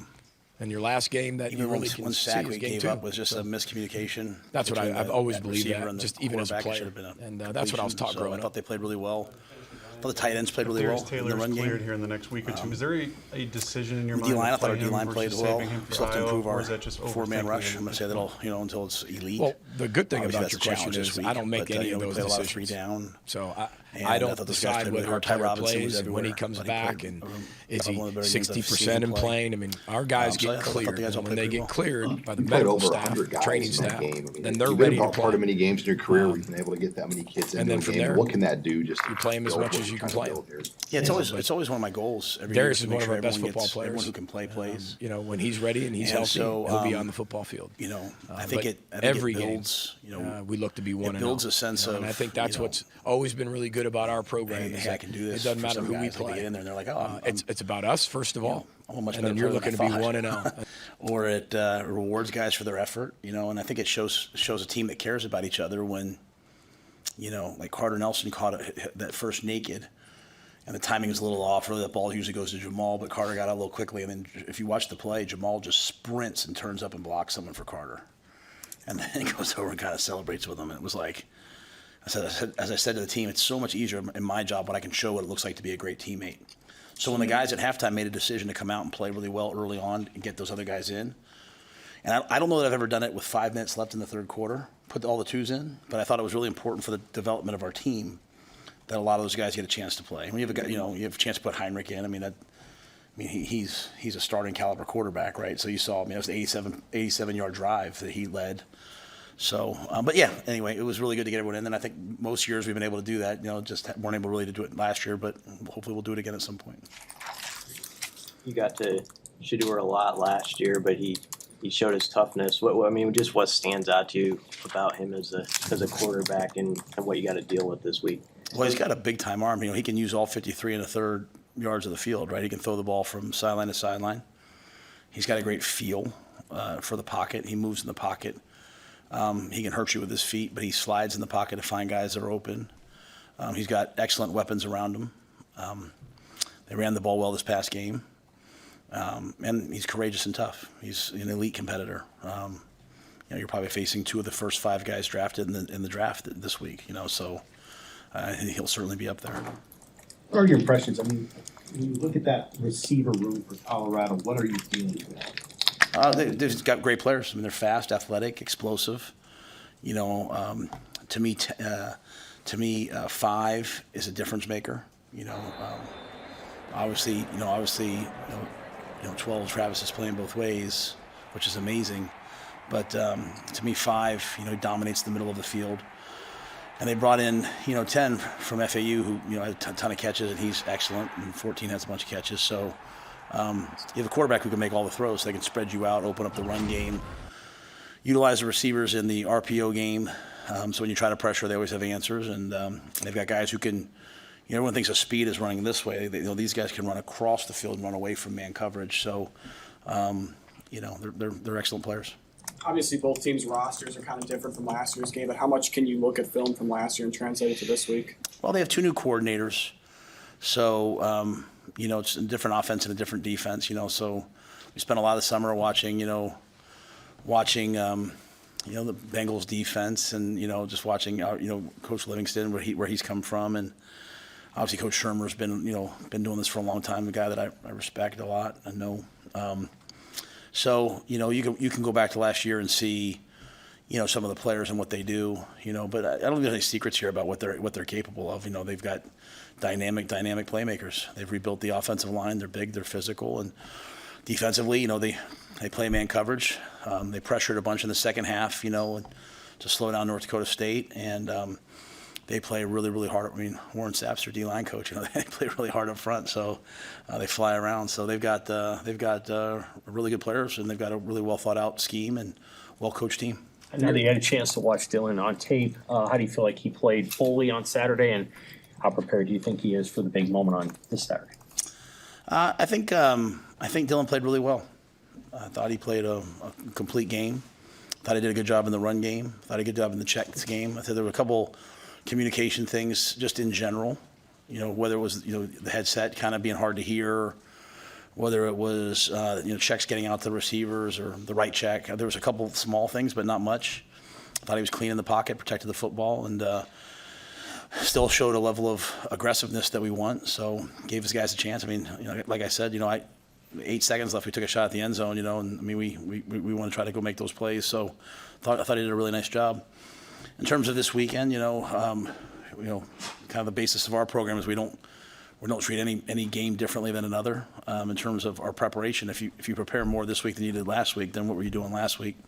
So Dylan he'll double down on his process and practice hard and get ready for the game and go out and play, and we'll go play as hard as we can, and I'm sure he'll lay it all on the line.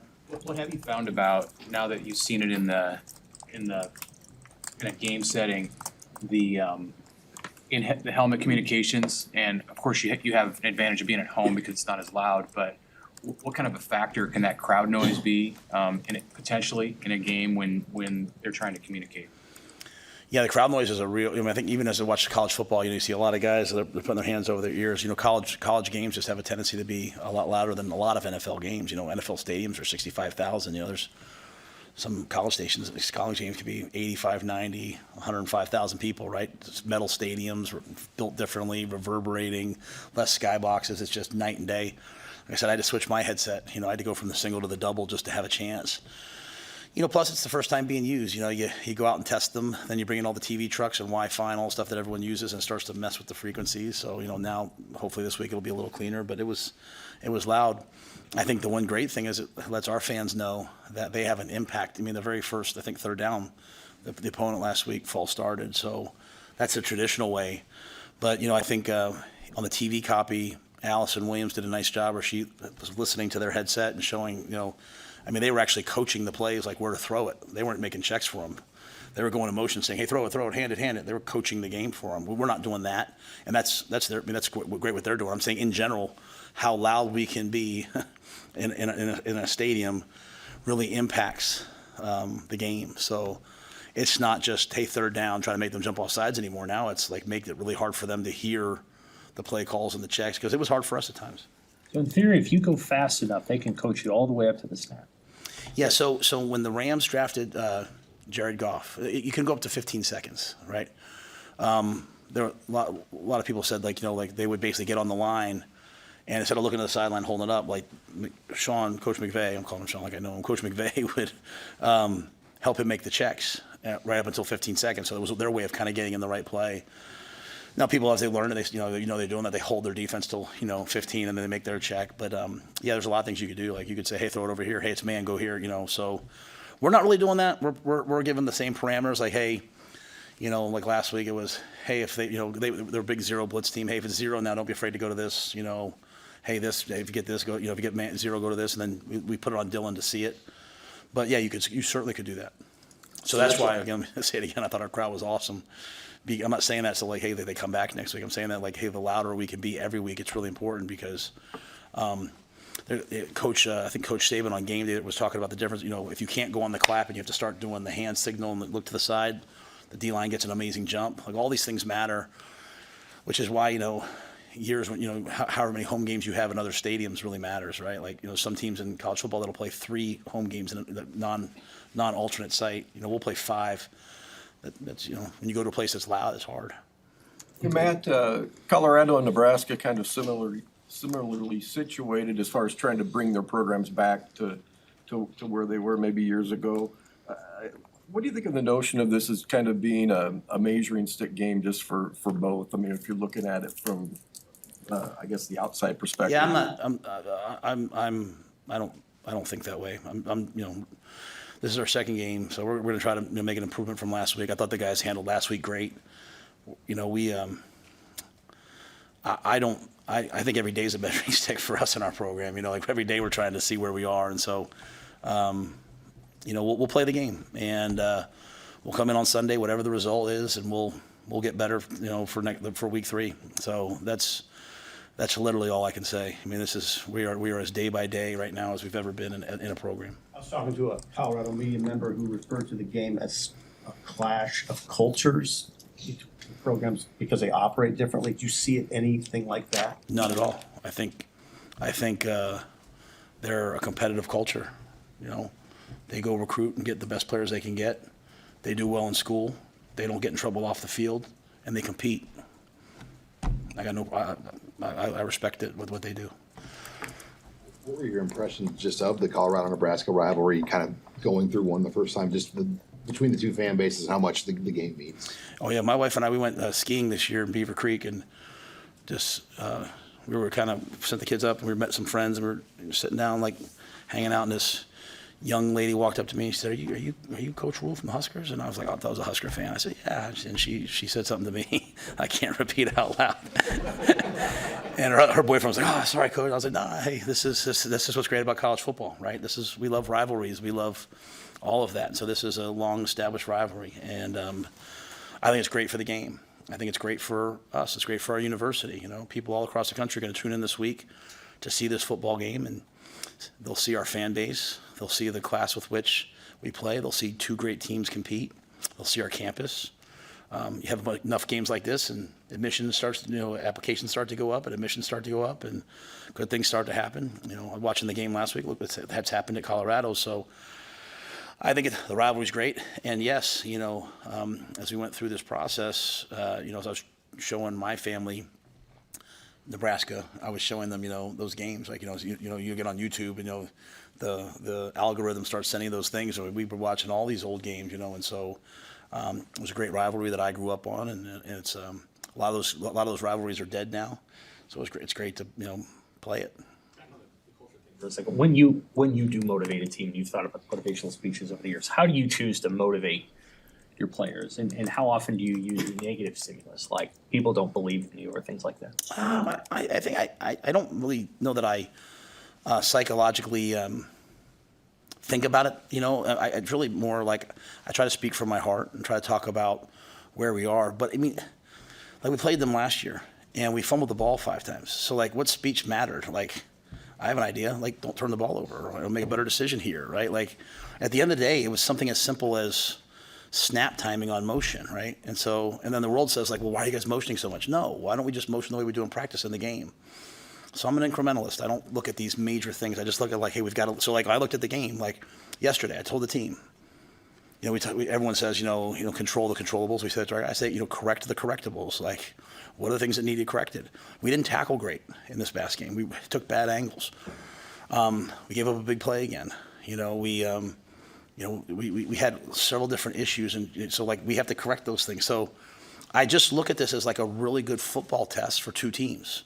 2 teams that have plans on being good teams and want to be relevant at the end of the year, that they're going to play us, we're going to play them, and like we're not even in the same conference. So while I know it matters to people, and it matters to us, and it matters to them, we're going to see where we are. And so I'm just trying to get the football right and nothing else. Like, I'm not going to not wear black this week, or like I'm not going to not say their name. I mean, I'm worried about our team. Like literally, are we going to operate on third down? Are we going to have good, are we going to play good football? And to play the way we played last week and have 3 penalties, I mean, that was a step in the right direction for the University of Nebraska. But we got to do it again. And so if I start going all these different things, but that being said, I'm human. There's times I say I believe in this, and even I will jump away from it and be like, hey, we got to, I just haven't found that that's always worked. It might work once or twice a year, and at moments it might work, but, I think really just, especially in today's society where like everything motivational is already, especially when you're in Nebraska, everything motivational is already on Twitter. Like everyone's, excited, which is great. I'm just going to keep bringing the guys back to like, hey guys, let's execute. Let's play third down. Let's protect the football. Let's not fumble on the 7-yard line. Like for all we've talked about not fumbling, we fumbled on the 7-yard line. And so we have a lot more work to do here. Do you find that guys are good in the last 48 hours and coming back to what you're talking about there? Not yeah, I'm sorry, I didn't mean to cut you. I don't mean to cut you. I think we've been great. Like, I mean, this team's been, it's an older veteran team, right, for the most part, and they've been through a lot. And, they understand that the process works. Like, there's nothing scientific about what we do. Like, you show up each week, you prepare, you practice, you go to meetings, you're coachable, you take care of your body, you lift, you hydrate, you sleep. You get to the end of the week, you get yourself mentally ready, knowing what to do. You get yourself emotionally ready, excited to play, and then you go to the game. You try to play one snap at a time, stay in the moment, don't get distracted, and be great teammates. So, I think our guys understand that that's not all this other stuff anymore, right? They kind of understand it's just this. And so, the trials we went through last year, starting off 0-2, getting blown out by Michigan, practicing the next day, winning a couple in a row, and then having a tough end, I think has really matured these guys. And so they understand it's going to come down to our ability to cover, rush, block, tackle, get open, things like that. So a really good group. How would you assess the running back room now? Is it any differently? And the second part is now what with Dante Dowdell? Yeah, Dante's going to keep playing. I put Dante back in after. Now, he had to sit for a while. He had to feel it for a little bit, but I put him back in. I think it's really weird. Like, as much as I say I'd like to have one, I really like the feeling of it on Saturday. And one thing I do is I always watch the TV copy the next morning. Because, I go and we watch the all-22 copy. You're sitting there, you're so upset that someone's foot went 45 degrees step at 3 inches too wide. And you're like, what are we doing? And the details matter, but I think you have to feel the game, right? And you have to, especially when you watch the TV copy, you can feel this. I watch the other opponents. I always watch the opponents' TV copies. I watch ours.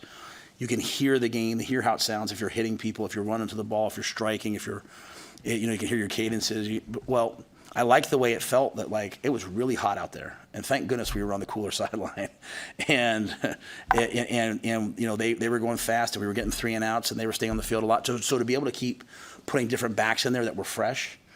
I kind of enjoyed it. So, we had certain roles, obviously, Amir and, Ramir and Emmett were like the sub backs, the third down backs. The big backs went in on short yards and goal line, and then we mixed them. And so I think we do that for another week. We'll just keep doing that, because I like kind of where we're at right now. Back to the tight ends for a minute. When did you know that Luke Lindenmeyer was going to be as good of and a devastating a blocker as he was?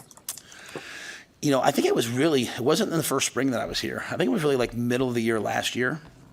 I think he really started to develop some confidence. And as we went to more of the I formation stuff, he was more of the on-the-line blocker. And I thought he just did a really excellent job with that. And he's just developed, So he's got great hands. He does everything right. But he's really an excellent blocker and competes at it. And so I think he's one of those guys that's just really elevated himself since we got here. And he played well the year before we got there. He played a little bit before we got here, so I thought he played well. But I thought last year, and now he's just, to me, he's off and running. And how much has Thomas Fidone just grown as a blocker in the time? Yeah, Fidone's an excellent blocker. I know when you're playing tight, you want to catch the ball a ton. I get it, and we want him to catch the ball. We kind of have a goal of getting him. I think we maybe got him 5 targets and a couple more that the game kind of got over early. But I thought Thomas. He's so athletic. He can pull around and be that second puller on counter when we do run that. He can split out and be a wide out and block the perimeter on some of the perimeter stuff that we do. So it's hard to find a guy with Thomas's athleticism who can both play as a wide out and then play as a fullback, really, right? And then put his hand on the line. Like, that's the one-step direction we've gone with Fidone now. Now he's playing in a three-point stance on the line, reaching ends. So which will be a big thing of these guys. They have great edge players, so they set edges. So having the ability to get on the line and try to reach somebody that plays with. Everybody, before we get rolling, some of you may have heard we welcomed Brett welcomed into the world new baby Camille Grace at 3:51 Sunday morning. So she came a little early, but according to his accounts and everybody else, everybody's doing great. I'm sure she was born angry like her father. Into the world and running, so very excited for Brett and Grace and started their new journey together, so pretty awesome. In recognition of some things from the Eastern Illinois game, the next day we recognized several guys as MVPs on offense. We did Pat Bryant, Josh Kreutz, Caden Fagan, Luke Altmaier, and Tanner Arkin, kind of a guy at every position, just played pretty good football. Obviously a lot of production, a lot of different things, but it wasn't just strictly touchdowns and catches. It was a lot of nitty-gritty work, especially epitomized by Josh Kreutz, so I think it's kind of the catapult of our, not only just offensively, but our entire football team. Just the way he plays, the way he conducts himself, the way he plays with an edge, I think is pretty impressive. Two defensive look guys going against our offense really did a great week. We moved Demetrius John. Dede we moved actually during fall camp to the outside backer world and has done a really nice job growing and developing in that position. And Grayson Griffin, who's been with us a couple of years, actually played in the game on some special teams, is a very fun player to be around and contagious personality. Defensive MVPs, Dylan Rosiak, Matt Bailey, Miles Scott, and T. Cox all got recognition. And our offensive look team players, Aaron Ball and Sam Segalis on the offensive line. Those guys did a good job of kind of emulating Kansas. And then special teams MVP was Luke Zartzen, who's another guy that just continues to show up. Just last year kind of worked his way. When we started fall camp, was a guy on the look team that was providing looks against our special teams unit, and guys were just making reference to the way he played throughout fall camp. And then in the fall season, when because of some injuries worked him in and was one of our better special teams player a year ago, and now was our special teams MVP in his opener.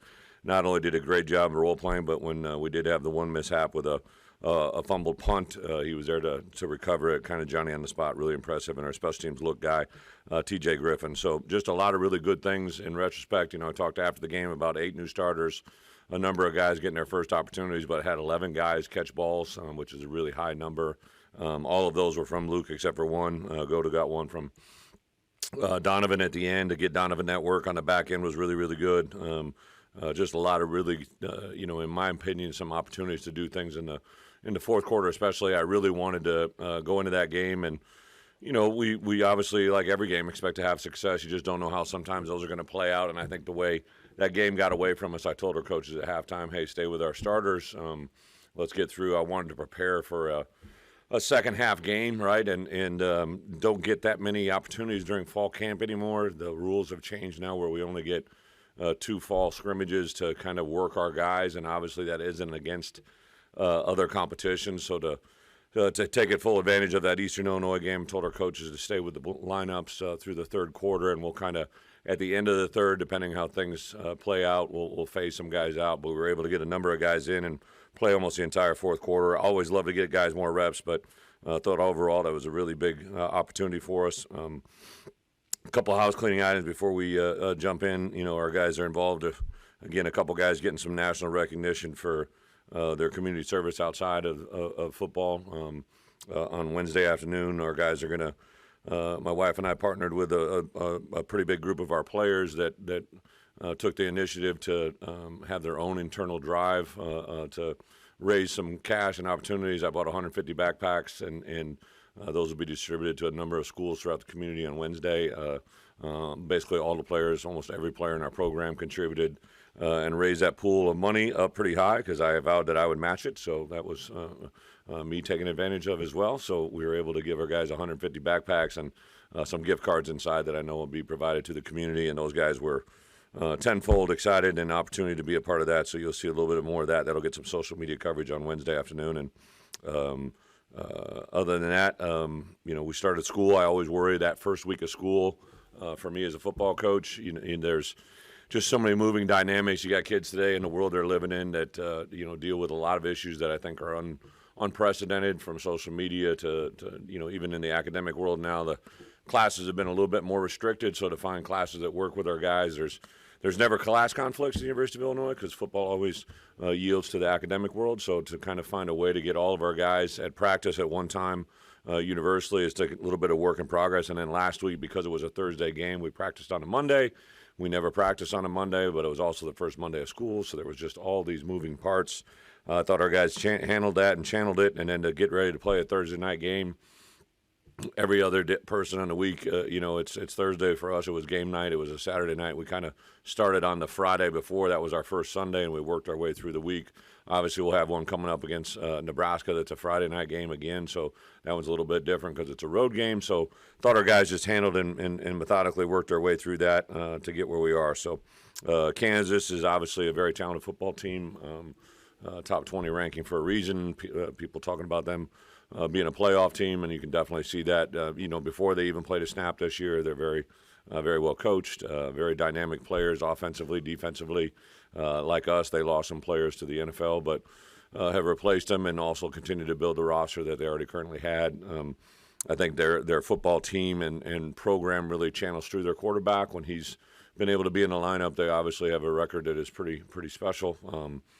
He's been the two previous seasons shortened a little bit because of injury, right? But was full go healthy for us a year ago and really drives their team, not just – I think just the way he plays, but he embodies them. Obviously, Lance, since he's gotten there, has instilled a personality and demeanor, not just in the players, but also in the program. And they're going through major renovation in their stadium, so that put the game against Lindenwood, obviously not in their home stadium, but it was for a home game for all practical purposes, and they played extremely well, especially through the first half. They kept their starters in there and saw some new faces emerge and do some good things, but also a lot of the players from the latter part. So excited about this opportunity to have a ranked team come in here to Memorial Stadium. I know our crowd is expected to be a good number. I think we're within 1,000 or so of being sold out for that game and putting ourselves in a position to have a crowd that, unfortunately, or however you want to look at it, fortunately for us, we're trying to build this thing up and get it to be more consistent. I think Saturday night hopefully is going to be a microcosm of that, and I think our guys will be excited to play against. This is our first rematch game against 6 teams that will be a rematch on our schedule. Last year, those 6 teams we went 1-5. So to have those 6 teams play out on our schedule, this is week 1 of that. I think is a pretty unique opportunity and something we'll build on, especially internally for us to move forward. So excited about that. Open up for questions. Injury wise. Came out of it fairly clean. The only guy that was T-strain did not play in the game. That was kind of not a choice. I mean, we just thought it was smarter to keep him and reserve him. So he's full cleared for practice tomorrow. So depending on how the week plays out, should have him involved in the game plan. And really, other than that, everybody came out of it pretty clean from everybody that played in the game to play this coming Saturday. You mentioned the rematch game. Your history, would you say you'd rather be the team that lost the last game or won the last game, or does it matter? I don't, the part that I actually, we used to do this a little bit before I went to the league, but in the league, what you really began to understand is sometimes you play the same team twice in the same season, right? And those rematches become very, very gamesmanship, and I think there's probably a little testament to that. But in college football, where you don't have rematch games except for in championship games, my first 2 years of the Big Ten championship game, both games were rematch games. We played Michigan State and Nebraska in both of those 2 seasons, losing one earlier and winning one later. But for this, I think it's just kind of where it is. I always try to divide our schedule up into having each game have something of significance. Eastern Illinois really sold the value of this. Was an 8-3 team that was on the verge of playoffs. It was highly ranked in their division. Needed to have our respect. I think our guys honed in and focused on that. And I think against Kansas, we recognize the ability that they have. And last year's game is definitely a factor in it because they saw how we played and we definitely saw how they played. And now to come into it, kind of both similar games, right? Lindenwood and Eastern Illinois. Lindenwood's, I believe, in year 3 of their program, but obviously Kansas overwhelmed them early and often, and it kind of played out the same way.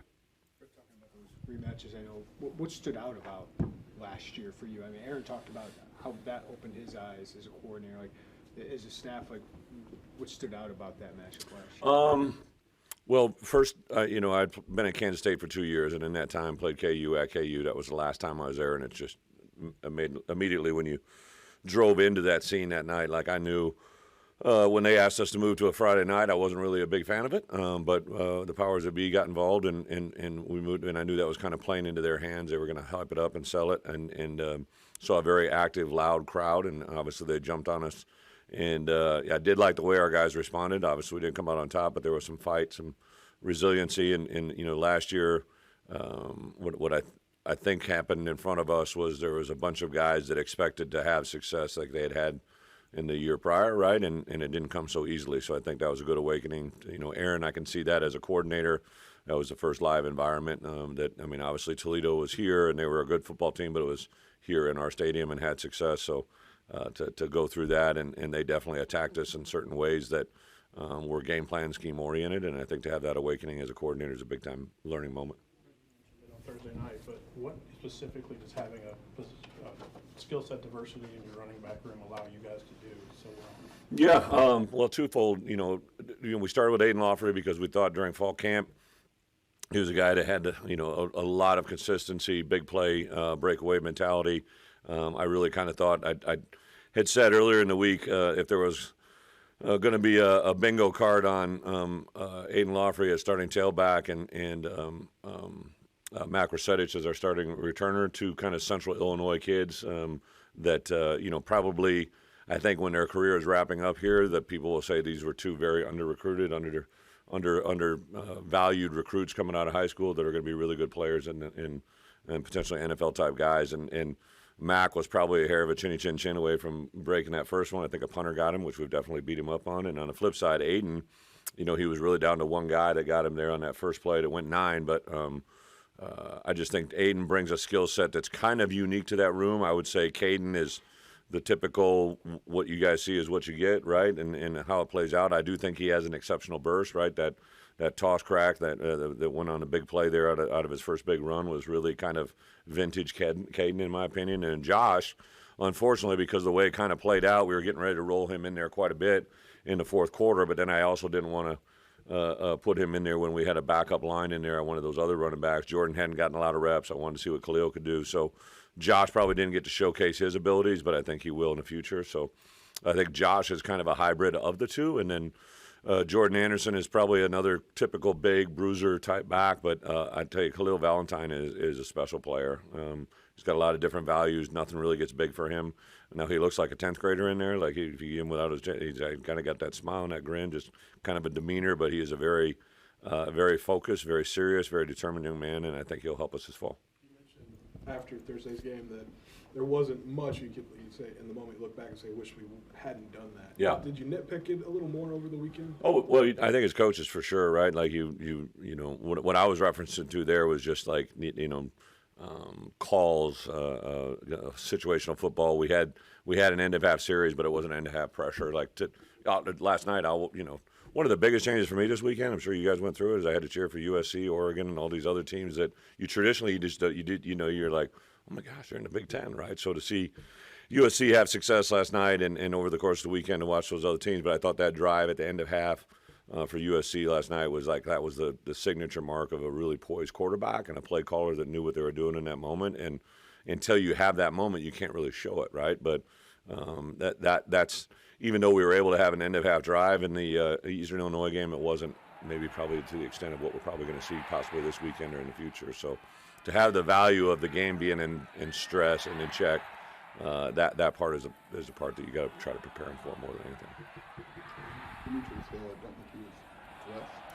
I don't know if Dimitri's dressing out. We have about 119 man roster, and if there was anybody that was limited from 10 days out, right, from then those guys didn't, and they weren't in the 2 deep or travel roster, then they didn't dress. Just to try and condense the locker room a little bit. If we dress all 120, it gets to be a little crazy. So I don't think he was dressed because there were 2 days during the final week of preparation where he wasn't cleared for full practice. So that was there. But other than that, but he really wasn't in the playing rotation as it stood. The guy, like we talked about Gabe, Yeah. obviously in his versatility, but how much does maybe Joe's emergence allow some versatility? Yeah, I think there were a couple freshmen, true freshmen, that Khalil Valentine on offense being one for sure. Tanner Heckel on defense, even though his was a little bit lesser role, and then Joe Barner was another guy for me specifically that I was really excited to see him show up. He has been very impressive going back to last spring, even during recruiting. Like, I started watching this film. I remember when we first offered him, I was just like, this kid's got something. He's got a knack. And then you meet him personality-wise. He's kind of a little, probably a little Eddie Haskell-ish, if anybody knows Leave It to Beaver, right? Like just kind of says all the things, does all the right things, but you always got your eye on him. You know, he's kind of one of those guys.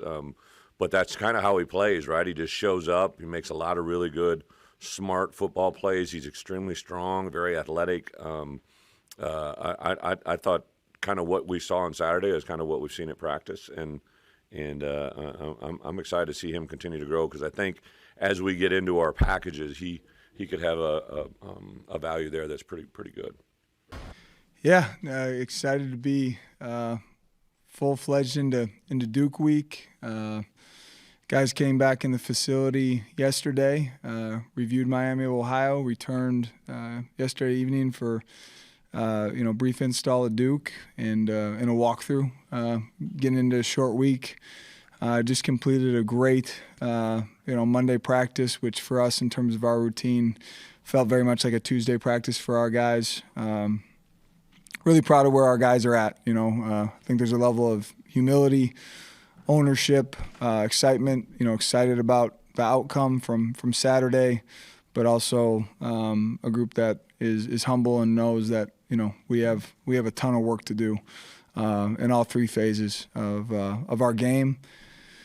Excited to host Duke. Back at home. What an incredible environment on Saturday. I'm excited for our fan base and our community to even build more off of that. A Friday evening game against another great opponent. These guys are a darn good football team. We certainly experienced that last year. They got after us last fall. Obviously a new coaching staff, but the job that Coach Diaz has done in his short time there, what he's done in his time at Penn State with that defense was nothing short of extraordinary. His time at Miami, this is a well-coached football team. Offensively, they're going to find a lot of ways to stress us. Great skill on the perimeter, talented backs, quarterback that might have the most live arm that we've seen in a long time, and they're gonna find ways to tempo us. I mean, they are full-fledged tempo. When they decide to ramp it up, they really go. So there'll be some unique stressors on our defense this week. It's going to require a great week of practice. It's going to require us playing complementary football on Friday night in all three phases. We got a group that's excited for the challenge. Coach, it seemed like you guys really hit an inflection point after last year's game against Duke. How have you seen yourself specifically grow as a coach since that Duke game, and what have you learned since that point? Yeah, I've learned a lot, but I think that was an opportunity for me. Last year, I think there was times where I was so caught up in all the things going on day to day that I didn't necessarily do a great job of really enjoying myself. At the end of the day, the reason that I decided to do this, the reason our family does this, is because it doesn't seem like I've ever worked a day in my life. I get to work with 18 to 23-year-olds and coach the game of football and bring a lot of passion and energy to that. And I think there was an opportunity for me post-Duke last year to really reflect and just realize that, man, bringing energy, passion, a sense of urgency, a competitive spirit that, has served me well throughout my playing career and my coaching career, and make sure that was at the forefront of everything that I was doing. And I still have to remind myself of that. I mean, that's what I have to lead with. I do this because I love, pouring into a bunch of young men in our program, and I like to compete, and I got to make sure that that's at the forefront of everything that I'm doing. And that was a wake-up call for me last year. I said it after the game last year. That one was on my shoulders. I didn't do a good job of getting our team prepped, and excited to make sure I'm doing a better job this week. Coach, now that you've had a full week of game preparation, how would you assess how you did bouncing between all three rooms instead of just normally being in the defensive room? And are there any adjustments you're going to make this week now, even on a shorter week, just with bouncing between every room? That's a really good question. You know, that's something I'm gonna have to continue to work through this entire year. You know, as I alluded to Saturday, you know, it was strange not calling plays on Saturday. And there's a really fine line there. You know, the best head coaches I've been around interject on game day. They interject throughout the week. They're thought-provoking. They play devil's advocate. They bring knowledge to the room that they're experts in, but they also know when to step back and just let their coordinators do their job. The last thing you want is a coordinator in any of the three phases that's gun shy. At the end of the day, those guys have more time to really dive into the film than you ever do as a head coach. And you got to trust those guys. You know, my goal is just to continue to bring value, continue to hopefully bring my insight from my experience to help all three of those guys and all our position coaches. But there's also a lot of unique things going on in college football right now. You know, and some of the things that I have to have my energy in when it comes to scouting and recruiting, you know, on the horizon, what college football is going to look like for a year from now. Really appreciative of, you know, everything that, you know, Dr. Gregg has done up to this point and what he's doing in his new role. Also very, very excited about what Pat Goss has done in terms of, you know, this transition phase for the last 8 weeks, and thrilled to have Mark Jackson coming on board. And, you know, it's just really, to be honest with you, it's finding that balance between all those things, but making sure that I'm ultimately prioritizing our team, our 111 guys, and helping our coaches. Starting to find that rhythm, but there's definitely still some kinks to work out. Coach, as you sifted through the game film from this past week, I'm just curious if there are any units or individual guys that really impressed you that you wanted to shout out, maybe that isn't getting enough attention from wider audiences. Yeah, you know, gosh, this could be a really long list. I'll keep it brief. Really proud of the way that Mac Uline, you know, played. Robert Fitzgerald, huge play at the end of the game. You know, I think the thing that I pointed out in our team meeting yesterday that I'm so damn proud of is the development that we've seen throughout this entire team. And when you think about development, sometimes you just think of the first years or second years on our team. You know, I'm alluding to those guys. You know, the Rick Amarazis and the effort that he played with in his first college football game. Evan Smith stepping up. Did a great job, had a pick. Josh Fussell stepping in, you know, really with his first action on the defense side of the ball. Jaden Cameron. You know, Jaden Cameron, young man that, to be very honest with you, love the young man. He's incredible, but when I first got here, I didn't know if Jaden would ever see the field for us. He's been through so many difficult ups and downs throughout his career, continued to improve daily, has earned an opportunity to get on the field in critical situations, has a huge PBU in the game, played really well in his opportunities. I mean, those are the things that give you goosebumps as a coach, and credit to him, credit to Coach Smith. And that's what we need to embody every day, just this team continuing to grow and to develop. Dave, how did you evaluate the play of your offensive line? You know what, there are certainly things that we need to continue to improve upon. But at the end of the day, there's a lot of things to be really excited about with that group. You know, I felt we ran the ball well and effectively. We just got to do a better job of not setting ourselves back. You know, a couple things that we can really control, a couple good calls by Miami, protected the quarterback well, which is absolutely critical. We need to continue to build off of that. A credit to Mike for getting the ball out on time and being a decisive decision maker, which is critical as well. That group knows that there's a lot of continued growth that's necessary, but I'm really excited about where that group's trending. Okay, guys, appreciate you coming out. It's on to week 2. The Akron season.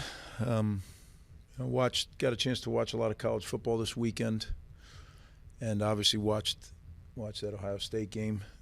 I thought Akron played really well. Defensively, they present some issues. Their scheme is one that is a little bit different. Reminds me a little bit of when Jim Leonard was at Wisconsin. That kind of scheme. I know there's some connection there with the coordinator. Player-wise, you know, they're stout up front. Defensively, inside, they're big. They're 300-plus pounds. And then 19, the Nunley kid, I think is active off the edge. Number 40, I think McCoy's his name, the linebacker. He's a good player. Very active. In the secondary, I think their DBs are pretty good. The safety, I think it's number 9, Lewis. He's an active player, a long, good-looking kid. And then Golden Nelson, number 3. I thought he showed up. The kid who I think is a kind of a ball hawk is 24, the nickelback. I believe his name is Lewis. So they have what I thought very active defense. They gave Ohio State, you look at the score and say, well, they didn't give them they gave them some problems up front, what they were doing defensively. So we're going to have to really work hard to be able to move the ball. When you look at the offense, their quarterback, Finley, number 10, I thought he was doing some good things, and then he got injured. So I don't know what the status will be. Someone that we're very familiar with, Taj Bullock, who's a New Jersey kid, was playing in a 2-quarterback system. And then when he got hurt, Taj became the sole quarterback. I thought he did a good job. He's a very athletic guy that presents problems both running and throwing. So we're going to have our hands full there. I thought their tight end, 88. Can't remember his name. Newell, maybe. I thought he's a big kid and does some good things. And then number 4, I forget his name. Golden, maybe. You could see he's speed. He's their speed guy at the receiver position.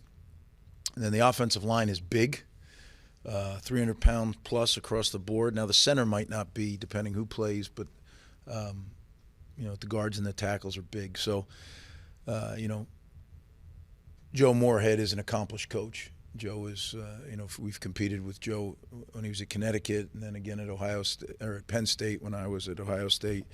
He's an excellent coach. His teams are always well coached. They always have some wrinkles that you're not ready for.